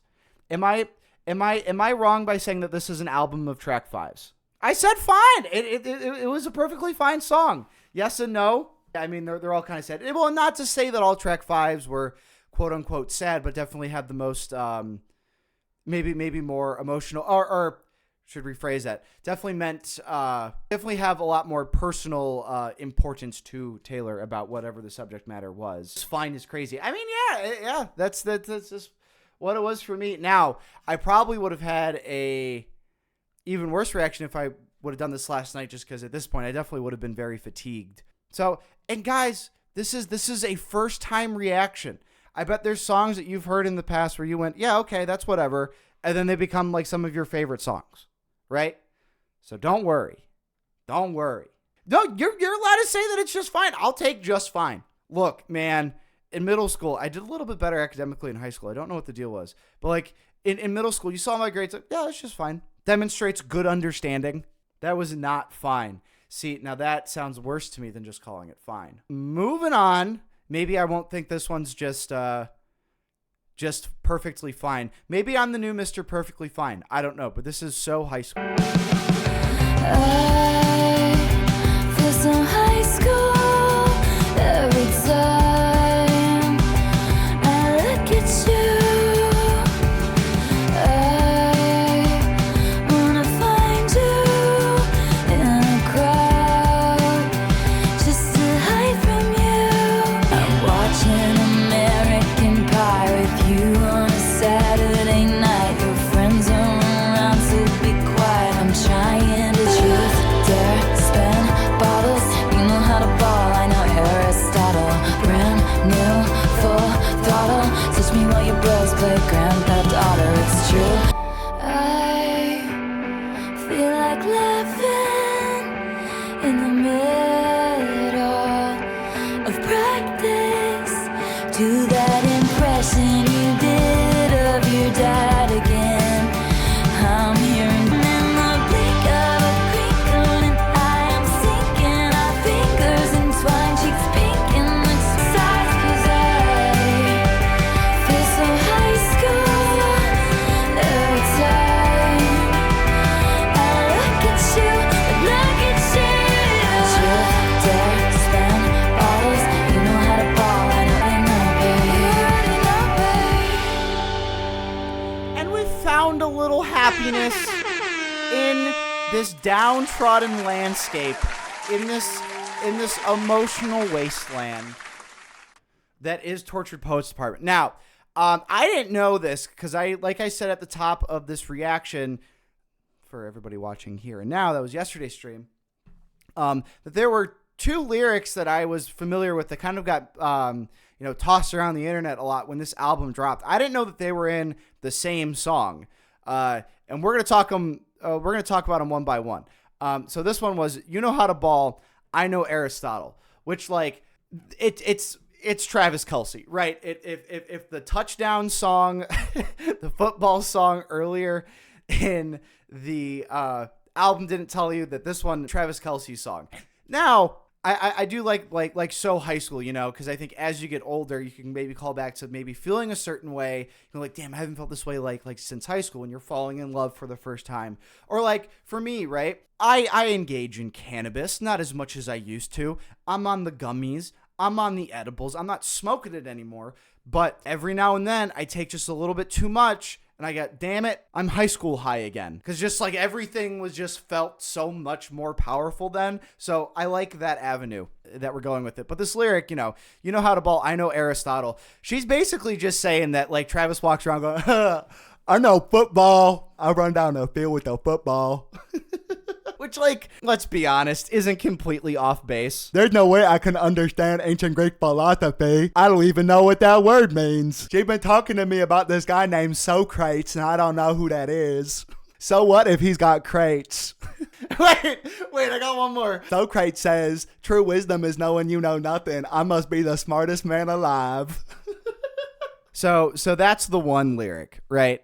The other one is "Touch Me While Your Boys Play Grand Theft Auto." This is like one of the, and like, okay, it's fine. Now, I was worried that this lyric was going to show up in a song that sounds like most of the rest of the album, and it comes off a lot more graciously in this song. It's playful, it's fun, it's upbeat. I can see why some people might not like this song, because I've been seeing that in the chat here as far as like haters of So High School, because it is so sonically different, but you know, with it being so fun, you can play around with the lyrics a little bit. This is like what I'm saying, that I think this album could be called maybe more so of like the fan experience. But at the same time, you're at the top of the fucking food chain in the music world. It's not like you need more people to like get into your music. You know, you have leagues of folks behind you. So have a little fun with the songwriting. Just say, touch me while your boys play Grand Theft Auto. You know, your bros play Grand Theft Auto. I can definitely see how the casual listener might go, what the fuck are you talking about? You got a song called Fortnight, and there's and you're saying, touch me while your bros play Grand Theft Auto. I look at it and go, whatever she wants to divulge to her audience is her decision. I don't care. But like I said, I think I was worried that it was going to show up in like a somber song, and it definitely doesn't. So I think that's just fine. The inclusion of that is just fine. I liked the song, everybody, okay? I'm not just saying that the song's just fine, because we all went wild. At this point, I'm not really going to knock any song for not sounding like the rest of the album and maybe breaking some of the more sonic cohesion going on, because it's 31 fucking tracks, right? You're allowed to break it up. Now, we don't get like as many like... Actually, no. No, especially not after that last song. Maybe say like maybe more in like a more cheerful episode in the album. But maybe this is where that starts. Maybe we get the other side of that. Starting here, maybe I'm wrong, but you know, you're allowed to break up an album with different types of sounds and chord structure, or you know, like song structures and things like that. So if this is maybe going into maybe more optimistic sides of things, I can definitely see maybe a more clear progression there in the Tortured Poets department kind of story and project as a whole, with all songs associated. But yeah, I like football. She told me nihilism meant to believe in nothing, and I think that sounds great for me. I hate it here. Quick, tell me something awful, like you are a poet, trapped inside the body of a finance guy. Tell me all your secrets, all you learn, know what's what. I hate it here, so I will go to secret gardens in my mind. People need a key to get to, the only one is mine. I read about it in a book when I was a precocious child. No mid-sized city hopes and small town fears. Our friends used to play a game where we would pick a decade we wish we could live in instead of this. I'd say the 1830s, but without all the racist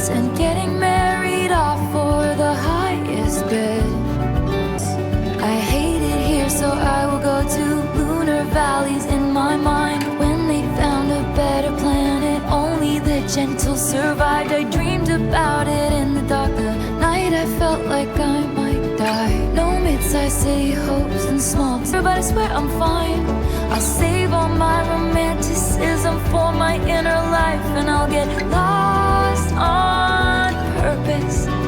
This place made me feel worthless. I actually love it. I hate it here, so I will go to secret gardens in my mind. People need a key to get to.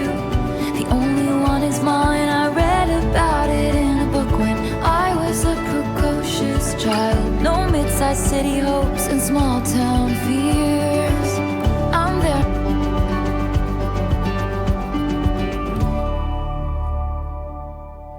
Okay, I feel like I'm missing a ton with this one, and I have a theory which I suspect everybody will rightfully flame me for, because it's even because it's just half baked. As far as like I hate it here, I can't recall if we've definitely closed the book on where we were left off after You're Losing Me as the additional song off of Midnight's, where, you know, it's like that relationship is about to end. And I get that, you know, we focused on Maddie and now Travis. We're just talking about the dudes here. But that's not necessarily to say that all kind of happened sequentially. You know, we could be going back and forth. She's hating her environment and seeks escape in her mind, meaning her writing folklore and evermore. Rather than it's mainly just focused on society rather than the men are like, oh, okay, all right. Just because I'm thinking of like, okay, this seems like it would be a sequel to that song, and make the connection there, but that would ring just as true, and that would make just as much sense. Given that they're like, it mentioned it in the prologue and even the cover to Folklore especially. We're just like, I just need to stand in the fucking woods and scream and get away from everybody. I'm gone. So there was something that I was missing here. General unhappiness with her environment. Well, I guess I'm kind of right, because that was an environment that she didn't like. I mean, you know, once that had all kind of ended there. This one definitely probably would work as more of like a general thing, just as far as just like getting away from things. I'd say the 1830s, but with all the racists and getting married off for the highest bid. You know, we all tend to like romanticize any like whichever decade, and then of course like, yeah, well, you know, you couldn't do this. These people couldn't do this. You couldn't do that. This didn't exist yet. You know, she's right to call out nostalgia as a mind trick. Lunar Valleys is Midnight's. Yeah, I was going to say that sounded familiar. That was on the first few songs off of Midnight's, wasn't it? People were so mad about the racist line. How dare you call out racism not being a good thing? You scandalous woman. How dare you say that I can't treat people like shit based off the color of their skin? What the fuck? How dare you put your politics that you're very out in the open with into your songs? I don't get it. It's like all those people that get mad at Rage Against the Machine. Like, I didn't know Rage Against the Machine really fell off after they got political. Shut up. Shut up. They've always been political. That is literally the name of the goddamn band. They thought she was racist. Not that they wanted to be. My favorite person, and I'm not even being funny here, are the Republicans who love Rage Against the Machine. And just that cognitive dissonance, too rare to live, too strange to die. That's just, you can't make this shit up, folks. That was people just hating on anything they could find. I mean, yeah, it's a little bit more of a heavy topic in a song. I don't know. It is, but it's not like she's saying anything too radical here. There probably was a lot of racism in the 1830s. Quite a bit now. It's not as out and forward as it was back then. You know, definitely before Abe Lincoln came and took care of business. But Babe Lincoln, there you go. Well, moving on here. Thank you, aIMee. Let's just say thank you. When I picture my hometown, aIMee. Thank you, aIMee. But I dreamed that one day I could say, all that time you were throwing punches, I was building something. And I can't forgive the way you made me feel. Screamed fuck you, aIMee, to the night sky as the blood was gushing. I'm the aIMee stomped across my grave. And then she wrote headlines in the local paper, laughing at each baby step I take. And it was always the same searing pain. But I prayed that one day I could say, all that time you were throwing punches, I was building something. The way you made me heal. Everyone knows that my mother is a saintly woman, but she used to say she wished that she were dead. I push each boulder up the hill. You're this if there hadn't been you.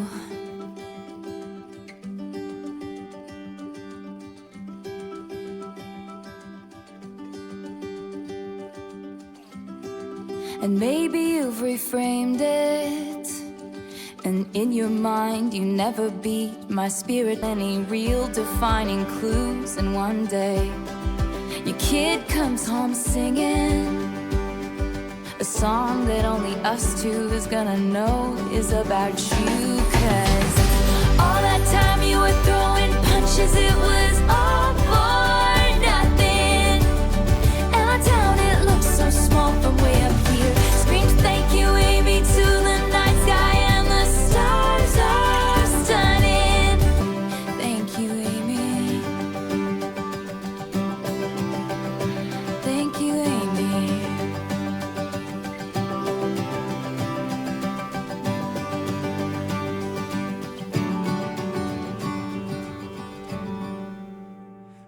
Okay, so is this like a high school bully or like a reporter? Those could be metaphorical punches being thrown. It's Kim?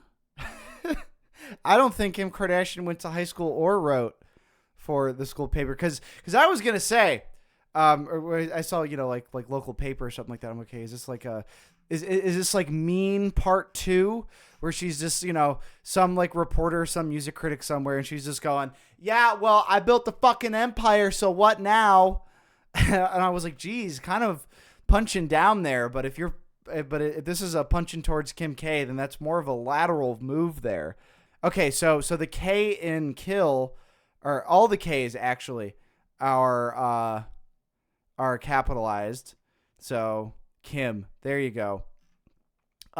Crazy that Kim's catching strays from Taylor's mom here. But she used to say that she wished you were dead. So great songwriting in the sense that I figured it was like they're writing it about like a high school bully or like a bad local reporter or something like that. Because that's just, I guess, how Taylor views Kim's actions towards maybe criticism that they've had of her. The K, the I, and the M. I thought that was an L. I thought it was just like a lowercase L, but no, it is a capital I. No, I'm glad it's about Kim. I don't really care about that family at all. You know, Taylor Swift. You know, and you can you know, say like, oh, it's not my favorite music, or oh, I don't even like Taylor Swift. You know, you can say all that, but you can't say that like Taylor is not a person who, you know, pays their stage crew very handsomely, then gives them bonuses after the tour and really spreads the wealth around, while Kim engaged with literally the craziest person in contemporary music. And I don't know. I don't have a lot of sympathy for that family. I don't know what else you want me to tell you. Although from what I hear though, the underwear line is awesome. I have heard that those products are well worth your money. Most untalented famous family. Yeah, and that's like my I couldn't give any. Well, yeah. If you were just gonna like capitalize her name in this, you should have gone full force and literally just said "fuck you, Kim." I wouldn't have minded that at all. We were calling out names so frivolously, it seemed, at the start of the song, or the start of the album. Should have gone full force. 7 songs left in the Straight White Male Reacts to Taylor Swift series, everybody. I look in people's windows. I don't know if you should admit that. I spied the catch in your breath. Out, out, out, out, out, out. Northbound, I got carried away as you boarded your train south, south.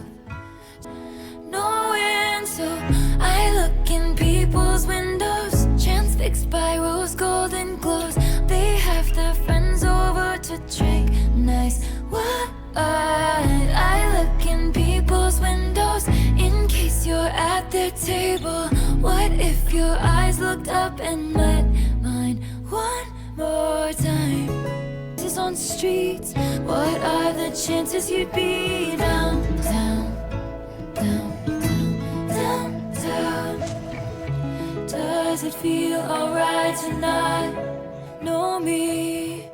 Like I'm some deranged weirdo. I attend Christmas parties from outside. I look in people's windows, met mine one more time.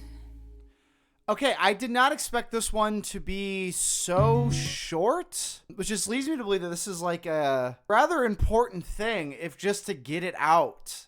You know what I mean? Like we don't have like super big plans for this, but like this is what I need to say, and here's why I'm saying it. It's the shortest song in the discography. Holy hell. Yeah, I think that I don't know, to me like this one kind of just felt like, you know, she sets this up like the chances you'd be downtown, walking through the streets, looking through windows. So like an outside looking in kind of a thing, but like not necessarily in somewhere where it's like foreign to you, which if you're somewhere where you're familiar and you still feel as though you're on the outside looking in, that's a complicated set of circumstances, I would say. The melody is almost exactly the same as Death by a Thousand Cuts on Lover. It's about social media stalking. Well, see, there you go. That's still familiar. You're somewhere, but you're on the outside looking in. Does it feel all right to not know me? So you know so much about this person and they don't know much, if anything, about you. I could take that. I never thought it was creepy, metaphor aside, to be honest. Y'all never gone on a walk in the evening and look through people's open windows to see what's inside their house? Maybe just me. No, I definitely have, but I think looking through people's windows, it's a difference of saying I go on walks and sometimes I look in people's windows and saying I look in people's windows. No, that's like actually my thing. All right. This one's been hyped up a lot. This one is The Prophecy. Hand on the throttle, thought I caught lightning in a bottle. Oh, but it's gone again. And it was written, pat around when I get home. I guess a lesser woman would have lost hope. A greater woman wouldn't beg. But I looked to the sky and said, please, I've been on my knees. Change the prophecy. Don't want money, just someone who wants my company. Out like fools in a fable, oh, it was sinking in. Let it once be me. Who do I have to speak to about if they can redo the prophecy? And I sound like an infant, feeling like the very last drops of an ink pen. I'm so afraid I sealed my fate. No sign of soulmates. I'm just a paperweight in shades of grayish. Spending my last coin so someone will tell me to change the prophecy. Hand on the throttle, thought I caught lightning in a bottle. Oh, but it's gone again. But I looked to the sky and said, Well, what the hell? Yeah, man. I'm sorry. You're getting through it. I mean, hopefully you get through it. This one was like, I mean, you know, she's talked about her trials and tribulations, with romance, and obviously we know a lot, right? Just from if you're just listening to the music, there's that, but also, you know, if you read Eddie headlines and, you know, stuff like that, you can kind of assume some things here and there. But really, again, more with like the jarring, transparent lyrics here. I don't want the money. I just want somebody who wants my company, for God's sakes. You know, whether or not that's romantic, but, you know, that's just where my mind's pulling to. I know earlier I said in this video, like, I'm kind of over who this song is about, and I don't really care here, because I don't think it speaks to any one particular person. Because it can even extend past the romance, but also, like, who do you know that can relate to Taylor in the same capacity, right? If you call upon, if you want to take just like other successful women or like other successful women in the music space, you know, I think it's pretty fair to say that no one's had the success that she's had. You know, she's venturing onto a road that is barely even paved. Now, obviously, you know, we've had our idols, we've had the big pop stars, but again, nowhere to where you're going to change local economies just because you're playing that city and something like that. So it's not even so much the romantic side of things as it is just like, who can you get to like relate enough to where Taylor's company is going to be valued, you know, in a more personable way. I'm no longer respectfully begging, but demanding people stop trying to attribute a person to every song, even that person is Taylor herself. I get what you're saying. I think that's an unachievable goal. But Pink Blue goes on to say, she writes about the human experience and behaviors we all participate in and experience. This is why they are so relatable despite the diaristic origins. I mean, a broken record. Well, I agree that that in the songs where there probably isn't, like this one's a fine example. And it's not even really talking about just one person, but more so the result of, you know, I would say it's twofold between the romance and her position in fame. But she has so many songs that they're so obviously about one person that I can see as a fan, you're reading through all these songs going, okay, now who's this one about? Who's that one about? Can it take you out of it a little bit just because you're looking at it through one scope? Yes. But that's to say that like, you're going to want to change how everybody interprets all different types of music, whether or not it's Taylor Swift or not. So you should go into every song with a, you know, fresh view and something like that, but that's a lot easier said than done. You know, I can do my best here, but I get caught up in it all the time, and most of you will rightly call me out on it. So you can do both though. When I listen to the song, I'm thinking about myself and relating to it. Yeah, exactly. You could even say that Folklore has like 7 songs that are included in the narrative, not just the 3.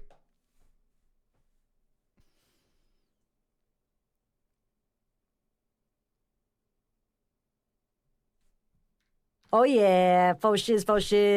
You could. I did. Cassandra. I was in my new house placing daydreams, patching up the crack along the wall. I pass it and lose track of what I'm saying. When it's burn the bitch, they're shrieking. When the truth comes out, it's quiet. So they killed Cassandra first, 'cause she feared the worst and tried to tell the town. They knew the whole time that I was onto something. The family, the pure greed, the Christian chorus line, they all said nothing. Blood's thick, but nothing like a payroll, 'cause that's where I was when I lost it all. So they killed Cassandra first, 'cause she feared the worst and tried to tell the town. So they filled my cell with snakes, I regret to say. Do you believe me now? And her, no one heard, not a single word was heard.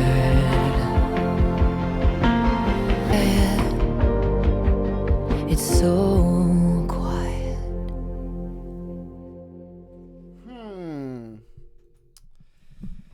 So, especially with how it ends there, I think we're alluding to maybe some type of controversy, as my folks in the UK would pronounce that word.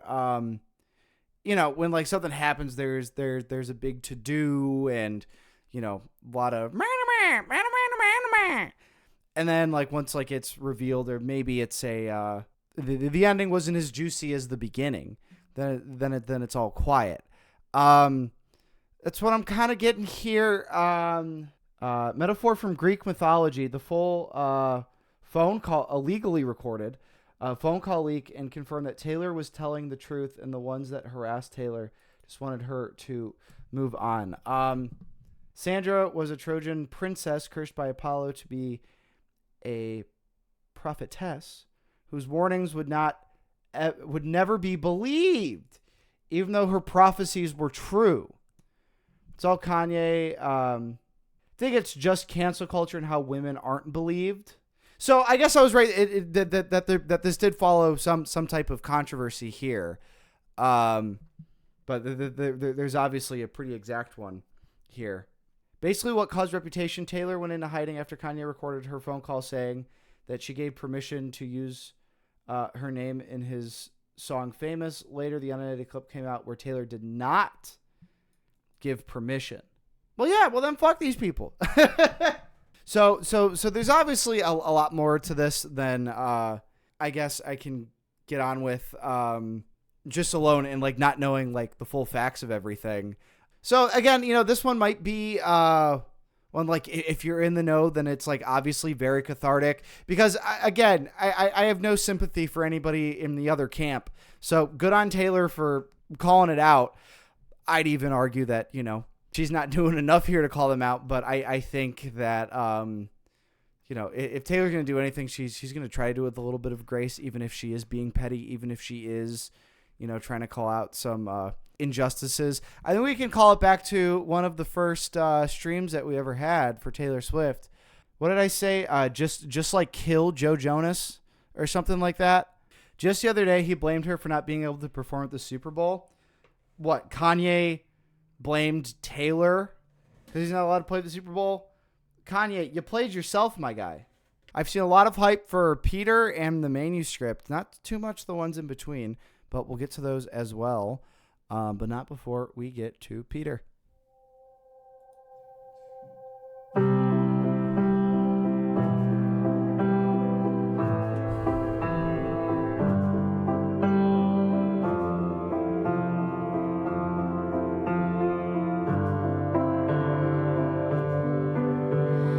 Forgive me, Peter, my lost fearless leader, in closets like cedar, preserved from when we were just kids.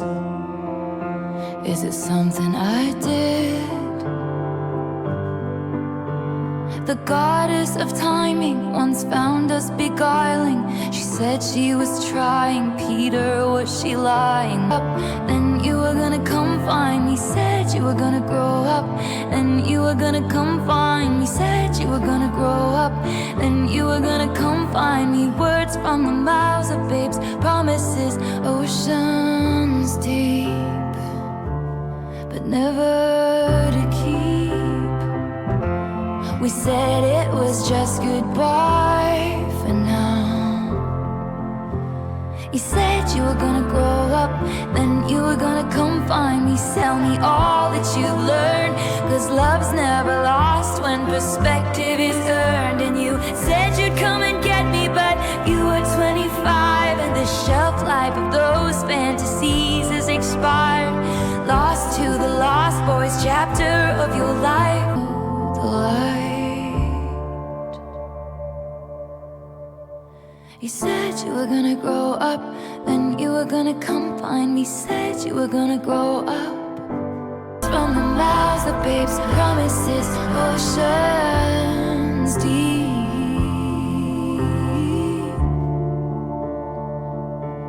but never to keep.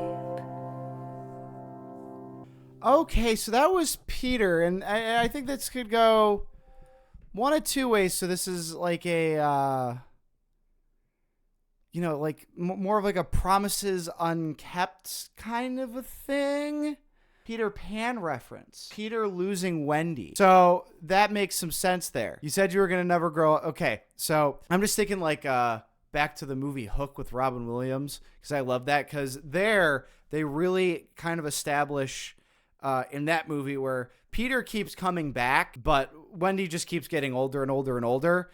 And so Peter leaves Neverland and then gets older and turns into Robin Williams, because it was a big problem that Peter kept coming back and Wendy just keeps getting older and older and older. That's how that works in that one. But that was a promise kept. Trying to, at least. My ex-boyfriend was Peter in the movie Hook. What? Is that an actual thing? You are just the person on the internet, and but I don't know why you would lie about that. His name is Ryan Francis. Name dropping in the chat. But no, okay, knowing that this is, so it actually works as a both ways in that regard. Shit, we need more songs about Peter Pan. Goddamn. You're gonna come find me. Words from the mouth. Promises oceans deep. Now I'm trying to see if there's any other like hardcore Peter. Well, yeah, the Lost Boys chapter of your life. That's like, yeah, that's Peter Pan right there. Know how I missed that. See, with me though, every time I think Lost Boys, I think of the film The Lost Boys with the vampires, Kiefer Sutherland, the Coreys, right? Corey Haim, Corey Feldman, that kind of a thing. Pink Blue says, the way that this song does so much to explore the gendered, paradoxical influences over romantic relationships, especially cis-hetero relationships shaped by those expectations. The way it explores how men are allowed to be childish and immature when their adulthoods when you were 25, while women are expected, often forced to grow up much earlier. So the song pairs with the narrator's own nostalgia and longing for her youth with her desire for this man. I agree with you, but at the same time, it could also just be Peter Pan. But I think that's a testament to the song because, or maybe just your interpretation of it. But there is enough there to where I think a lot of what you said rings true as a dude, who has like female friends or even fucking sisters. Sometimes the rope given is way too goddamn long. It's probably been too long for me at times. I'm not going to sit here and grandstand and act like a cult leader and say that I'm an infallible person. But sometimes, man, it's like, dude, this dude is bogus. But also in the same way with like, because for sometimes, you know, with dudes, you know, they'll just go, oh yeah, okay. Yeah, I'll do whatever you say. You're not a cult leader? No. I'm not a cult leader. Peter Pan is a character who's defined by those ideas. He's allowed to stay in Neverland and not grow up because he doesn't have those expectations of care, motherhood, family that Wendy does. No, I in a sense though, poo-poo on me because I guess I've never looked at Peter Pan so critically like that before. You know, as far as you know, the societal implications within the story. Okay, moving on. The Bolter. By all accounts, she almost drowned when she was 6 in frigid water. And I can confirm she made a curious child, ever reviled by everyone except her own father. Yes, oh, we must stop beating like this, but it always ends up with a town car speeding out the drive one evening. Ended with the slam of a door, then he'll call her a whore. Wish he wouldn't be sore, but as she was leaving, it felt like breathing. Taming a bear, making him care, watching him jump, then pulling him under. And at first blush, this is fate. When it's all roses, portrait poses, Central Park Lake and tiny rowboats. What a charming Saturday, that's before her eyes.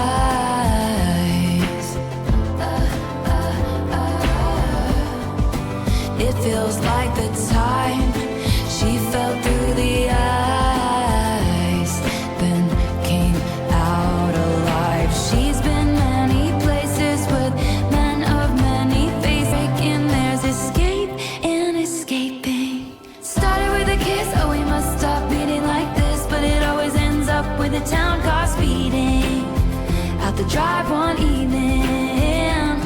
Ice, then came out alive. Okay, really liked the melody. You know, knowing that the second half of this album has had this one, I wouldn't even call it jumpy, but, you know, something with a little bit more of a beat, you know, maybe something just to kind of tap your finger to, tap your foot to, kind of a deal. Nothing crazy going on production-wise in this one. You know, there were those little claps there on the end of some of the bars, which I kind of liked. Lyrically here, we just got this lady who seems to be getting out of some pretty bad situations and just kind of starting it again. And then if she feels as though she's got to get the hell out, she's gonna bolt. You know, you got the power to get the hell out relationship. Yeah, I figured it's just about, you know, this one is actually, you know, not one that I'm really like grasping towards like, oh, I need to get, you know, the story on this one. This one's, pretty straightforward in that regard. You know, you'll get into a situation where the car's being slammed on you. You're getting called outside your name. And man, if you get out of that, feels like breathe, like, thank God that's over. What was I thinking? Bolting can be good, but also avoidance isn't the healthiest. No, but I don't know if we're avoiding anything here so much. At least I didn't catch that at all. It was more so like bolting to the next thing, or hopefully the next best opportunity. Robin is about Aaron Dessner's son. Got it. Long may you reign, you're an animal. It's showmanship to keep it for you in sweetness. Way to go, tiger. Long may you roar at your dinosaurs. You're a just ruler, covered in mud. You look ridiculous. Dragonflies above your bed. You have a favorite spot on the swing set. You have no room in your dreams for regrets. And the mean, you learn to bounce back just like your trampoline. But now we'll curtail your curiosity and sweetness.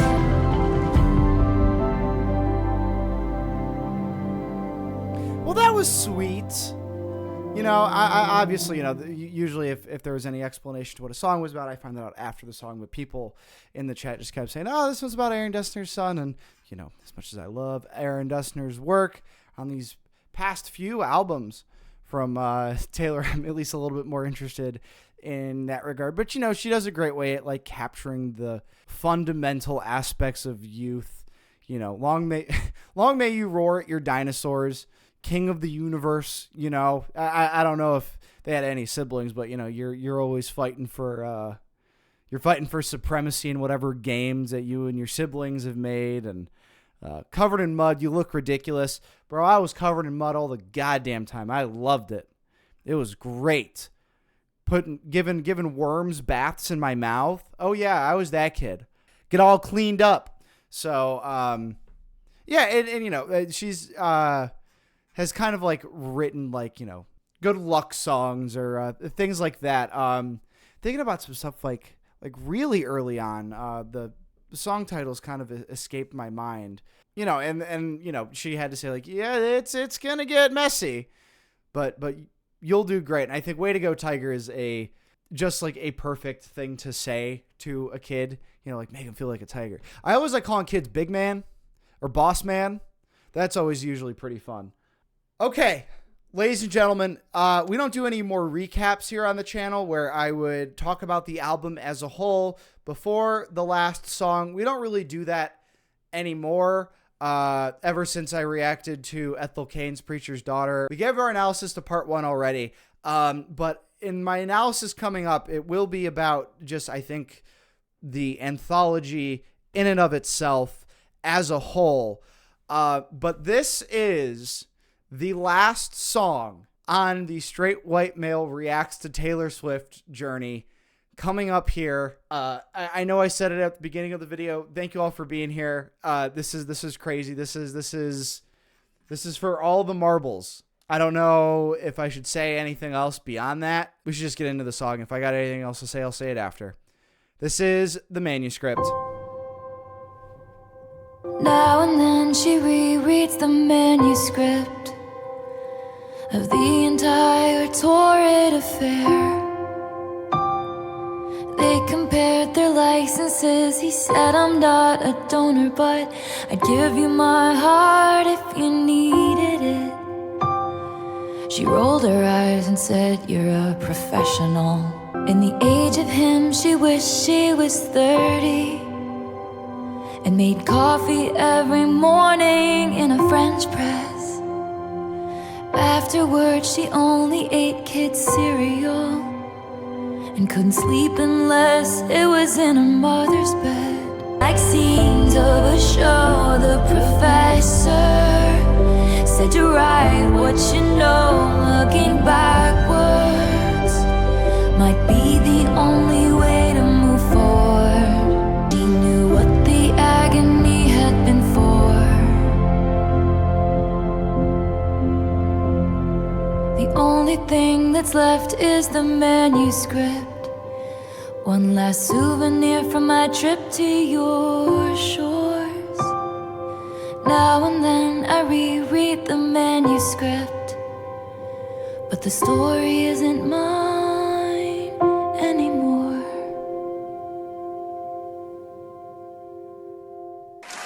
Okay. I like that one. Firstly, as a closer to the album, let me ask you this question before I give my analysis. So it says the professor said to write what you know. Is that referring to, because I know that, didn't Taylor go back to college for a while, or like she finally like went to college? So this is maybe written in a third person perspective, writing classes? Because that's kind of what I got from that. I think it might be a therapist. Either way, a metaphor. Okay. She didn't go back to college, though. Yeah, that's what I'm saying. So this is written in a third person perspective. That part is like a metaphor as far as referring to the professor there. Like I said, I know that she had gone back to school, and I can't imagine that she didn't take any type of creating writing course or anything like that. You know, and she's really hitting the nail on the head here as far as like looking backwards might be the only way to move forwards, as we see whether or not it's controversies with other celebrities or whatever the relationship that the tabloids can't get enough of, or anything like that, to where she's writing all this at the end of the day for herself, but the story isn't mine anymore. And to me, my interpretation of that is, it's something that I've said through most all of my reactions, but specifically the Taylor Swift ones, where you do have these songs where the artist says, yes, this is what it's about, this is what it means to me, yada yada yada, or you can plainly see just from context clues in the news or something like that and say this is what this song is about. But what I believe is that once an artist puts something out there, it's not yours anymore. It is the audience. It is now entered the public sphere, the public consciousness, the zeitgeist of things, to be interpreted 75,000 different ways. Let's say if you're playing a stadium show, there's 75,000 different reasons as to why people are there for that song or for this song or whatever. And it's that weird little thing that happens when all this is so personal, but then it gets applied to so many different ways. I know, for example, like Bob Dylan was always like, somebody had asked him once, like, oh, well, how do you feel about people covering your songs? Because people covered his songs all the time. He goes, I find it kind of weird because those songs are so personal to me. And usually, you might, for how much I admire Bob Dylan, you might take his word as God, but I got to disagree. Like they can be personal, and that might feel a little bit weird to you. And sure, you might own the songs themselves, but as far as what it means to anybody, I think that's kind of the beauty of art in general. But specifically with something as accessible as music. I think that when Taylor had said performing all too well helped to make the song less sad because she realized the story was relatable to us. So the manuscript are her songs that were her experiences, but now in a world to us that relate to help others. Exactly. It's a big point of this song that kills me. I've always interpreted the ending of this song such a bittersweet thing. The story isn't mine anymore, as in the reality of her situations and her intention behind her stories are changed into something else as they go into a world of other people's consumption. It's cathartic to see people relating, but it's also frustrating to see people wildly misinterpret and misunderstood too. Yeah, I bet it definitely is, especially like if, you know, you're planning to do something and say something in a certain way and it gets completely misinterpreted. That could be a little bit of a letdown, but at the end of the day, I find that to be a very beautiful thing. And that, you know, that all starts with the artist being vulnerable with themselves and creative enough in using their talents, right, to make this for us. And then just, here, have at it. Take this as you will. If this works for you, great. I hope it does. So yeah, I accidentally read the epilogue, the in summation as the prologue before. So I can't really read that again for the first time. So I reread it 3 times just now, just to make sure that I got it right. Or that I read the right thing, and apparently I read the wrong thing at first. With all of that being said, what do I think about Tortured Poets Department? If you're gonna give me 2 hours worth of music, 31 songs, I think it was a great way to do that, because in 31 songs, you have a lot of opportunity to lose me. And like I said, there were some songs that just didn't hit me as much as Midnight's. Not that, you know, to compare the two of them, like this needs to be better or worse, because I think that this is quite different from Midnight's. But again, the Till Dawn edition was quite long as well. This one may have lost me at a couple points more than Midnight's did. But across 31 songs, 2.5 hours, what I want to look for more than anything else is an epic project. I love seeing epic projects, whether it's, you know, the Beatles and the White Album, right? That's a double album. The Wall by Pink Floyd. It means a lot to me. I know that they're not a famous band at all, but like Titus Andronicus with The Most Lamentable Tragedy. Not their best album, not even their 3rd best album, I don't think.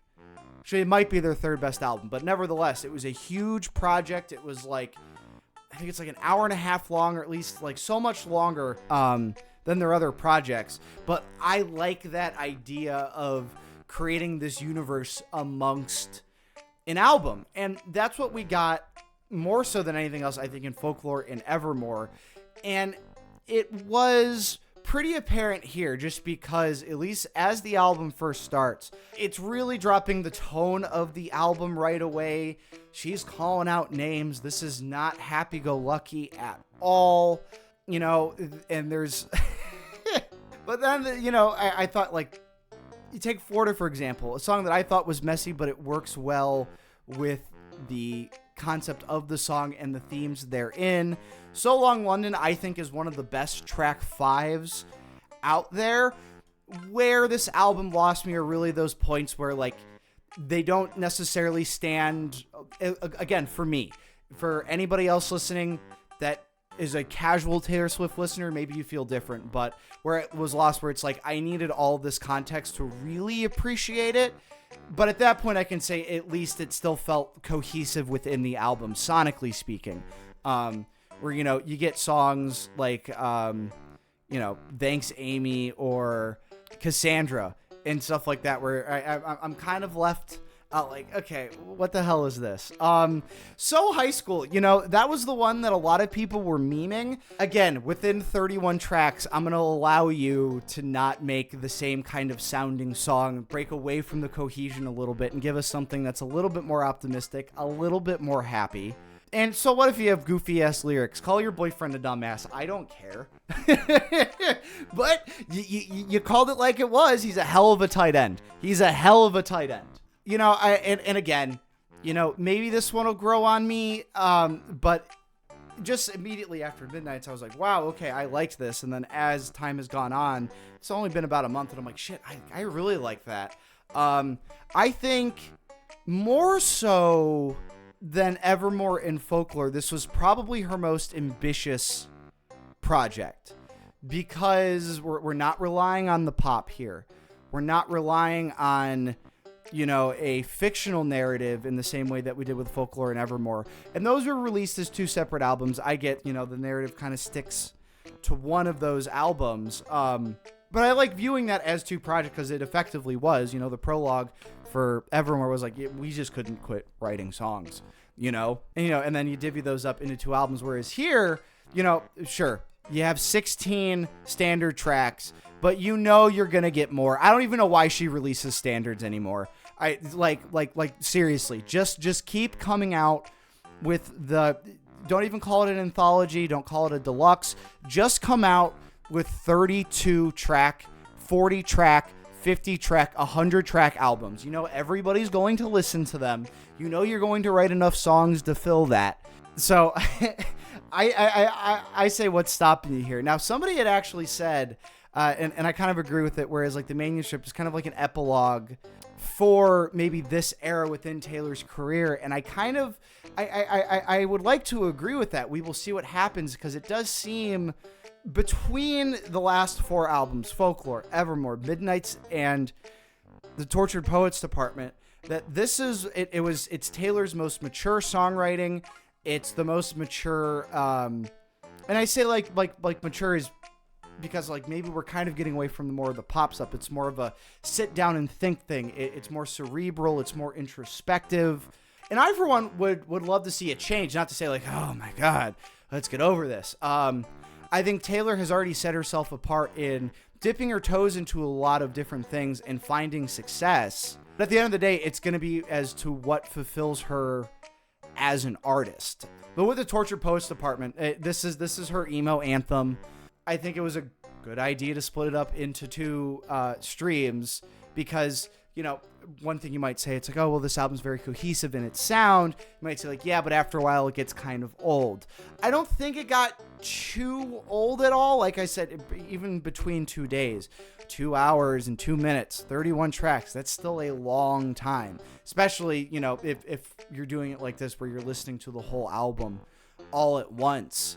Now, obviously, I think if you're just in your lonesome and you pop this on, you can engage with it a little bit more seamlessly than with me, where I'm taking breaks at the end of each song. I'm really trying to analyze it for an audience. So keep that in mind as well, that I'm listening to this in a very different type of scenario. The only real benefit, if nothing else, is that I'm being exposed to music I wouldn't have listened to otherwise. And that's why I started the Taylor Swift journey. I'll just reiterate some things I said at the beginning of this video. I seriously can't thank every single one of you enough for the opportunity to do this and for the success that I've had with this channel. You might look at my channel and go, dude, you only have 20,000 subscribers. What the fuck are you talking about? You don't have a video with 1 million views. What the fuck are you talking about?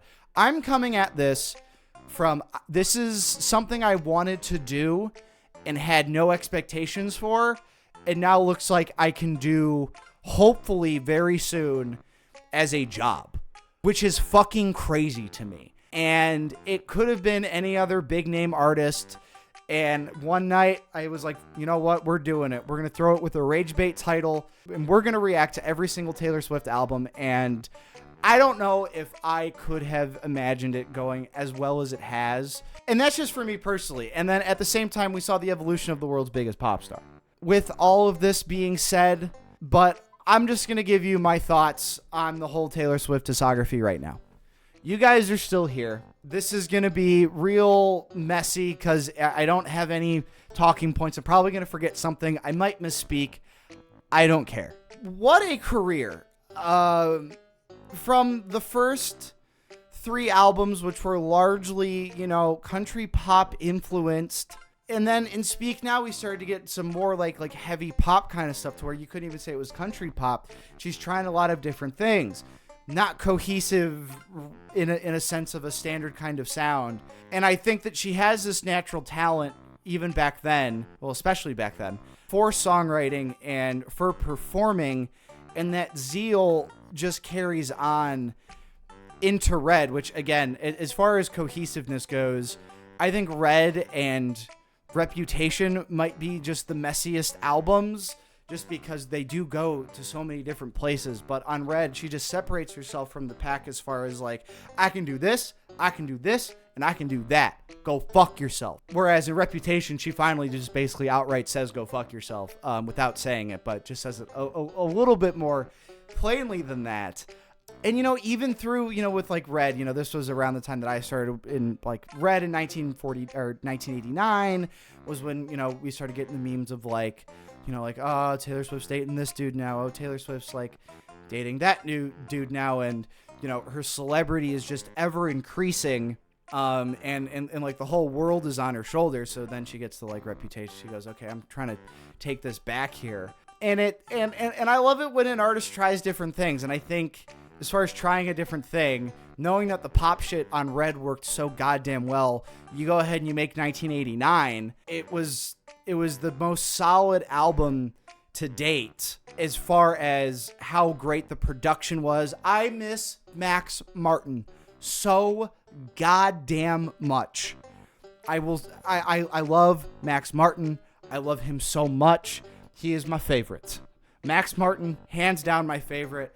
I love to see him come back and maybe produce some non-heavy pop shit, but it really isn't until Folklore that, like, I don't know how to describe this, as far as like, she definitely had her own voice for songwriting and voice aggressive, just as far as how she's writing the songs, as far as that being a voice for it. But in between Red, 1989, and Reputation, she's trying all these different things. And I feel as though that what we get with Folklore, Evermore, Midnights, and eventually Tortured Poets Department really starts with Lover. And I think a lot of people kind of poo-poo Lover, because especially like, you might say that Reputation maybe wasn't the strongest follow-up to 1989 in the sense that it just maybe wasn't objectively as good. But, that argument only goes so far because it's all subjective anyway. I think that there were things in Lover, especially with the title song Lover being one of my favorite Taylor Swift songs, as far as going back to her roots, but not in the same way. So like going back to those acoustic guitar roots, but not in a country pop way, in a way to portray this more intimate moment with the music. And that all, and just with Folklore, it just takes off like a rocket in the woods. That makes any sense. Now, Reputation was great. I do love Reputation. But it was messy. It was pretty messy. I love when an artist tries different things. I don't know if that was Taylor's thing, and I think Taylor knows that because we don't really get that sound from her anymore. So I would say Reputation and Tortured Poets Department might be the most quote-unquote ambitious projects from her, just because Reputation was so different.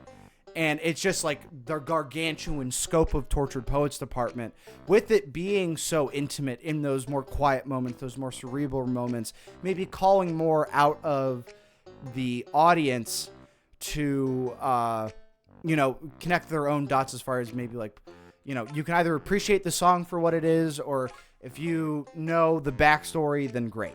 It's that kind of thing.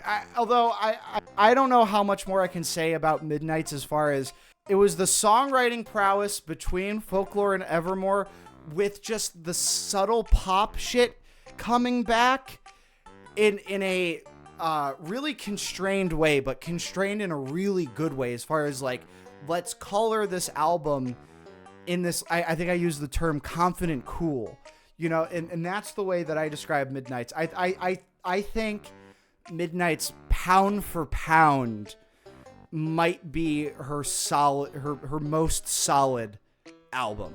And I didn't expect that. I know that people really say like, oh, 1989's the pop Bible, Folklore and Evermore, or Folklore specifically with the narrative in that, these very kind of iconic hallmark moments within Taylor Swift's career. Just for me, Midnight spoke to me in a lot of different ways. It being some of, I think, Jack Antonoff's best work, Aaron Dessner coming back and fucking shit up. I think at the end of the day, though, in seeing the evolution of the world's biggest pop star, there is the business end to that. And I think that's what really sets Taylor Swift apart from everybody else. The songwriting is good. She's able to have created this universe within her music and relay that within her own personal life in these very publicized ordeals, and put that all into one kind of canon and work within that sphere and then just expand the sphere. I don't know if you can separate like just how she's marketed these things, how she's been able to roll out her tours. Like I think what separates her from everybody else is the fact that she is like, she knows how to be the most successful. I don't think that this was luck. I think it was, I think, you know, and let's give Taylor all the credit in the world, but behind every great pop star, there is a fantastic team. And I think that, you know, she's kept the right people around to rightfully hold everything with an iron fist. So I you know, and some people might say like, no, she's like the greatest artist ever. That's already like so subjective. I just don't think that you can separate the art from the business end of things with Taylor Swift, especially at like post Eras tour. You just can't do it. I don't think those two are one and the same, but they work in tandem.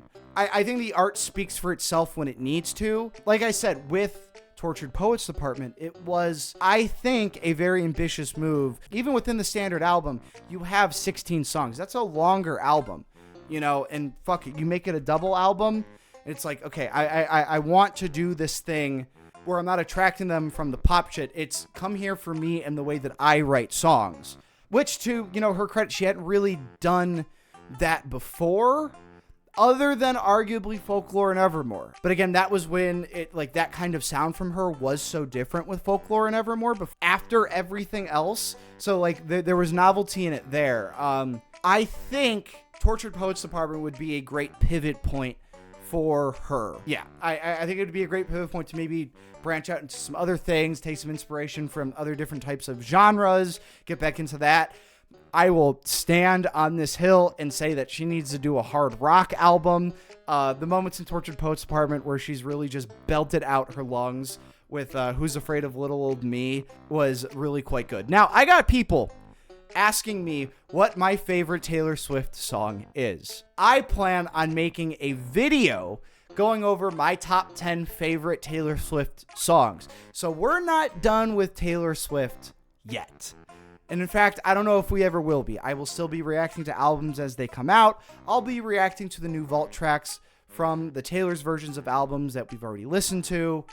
And I, of course, will be hosting those streams where you all have been requesting submissions for stuff for me to look at, things we've missed along the way, either live clips, other songs that we may have not gotten to that maybe should have been on Fearless or Speak Now or whatever it might be. We will be holding those streams, so make sure that you go ahead, click the link down in the description to make sure that you see us live for that. And I will be posting those to my Patreon as well. Although those won't be album reactions, so they won't be for just $1, but I still think, I don't know, I still think they're quite affordable. It's still cheaper than an egg. It's still cheaper than a goddamn egg. Thank you all again so much. I really hope you do believe that I am so sincere when I say that.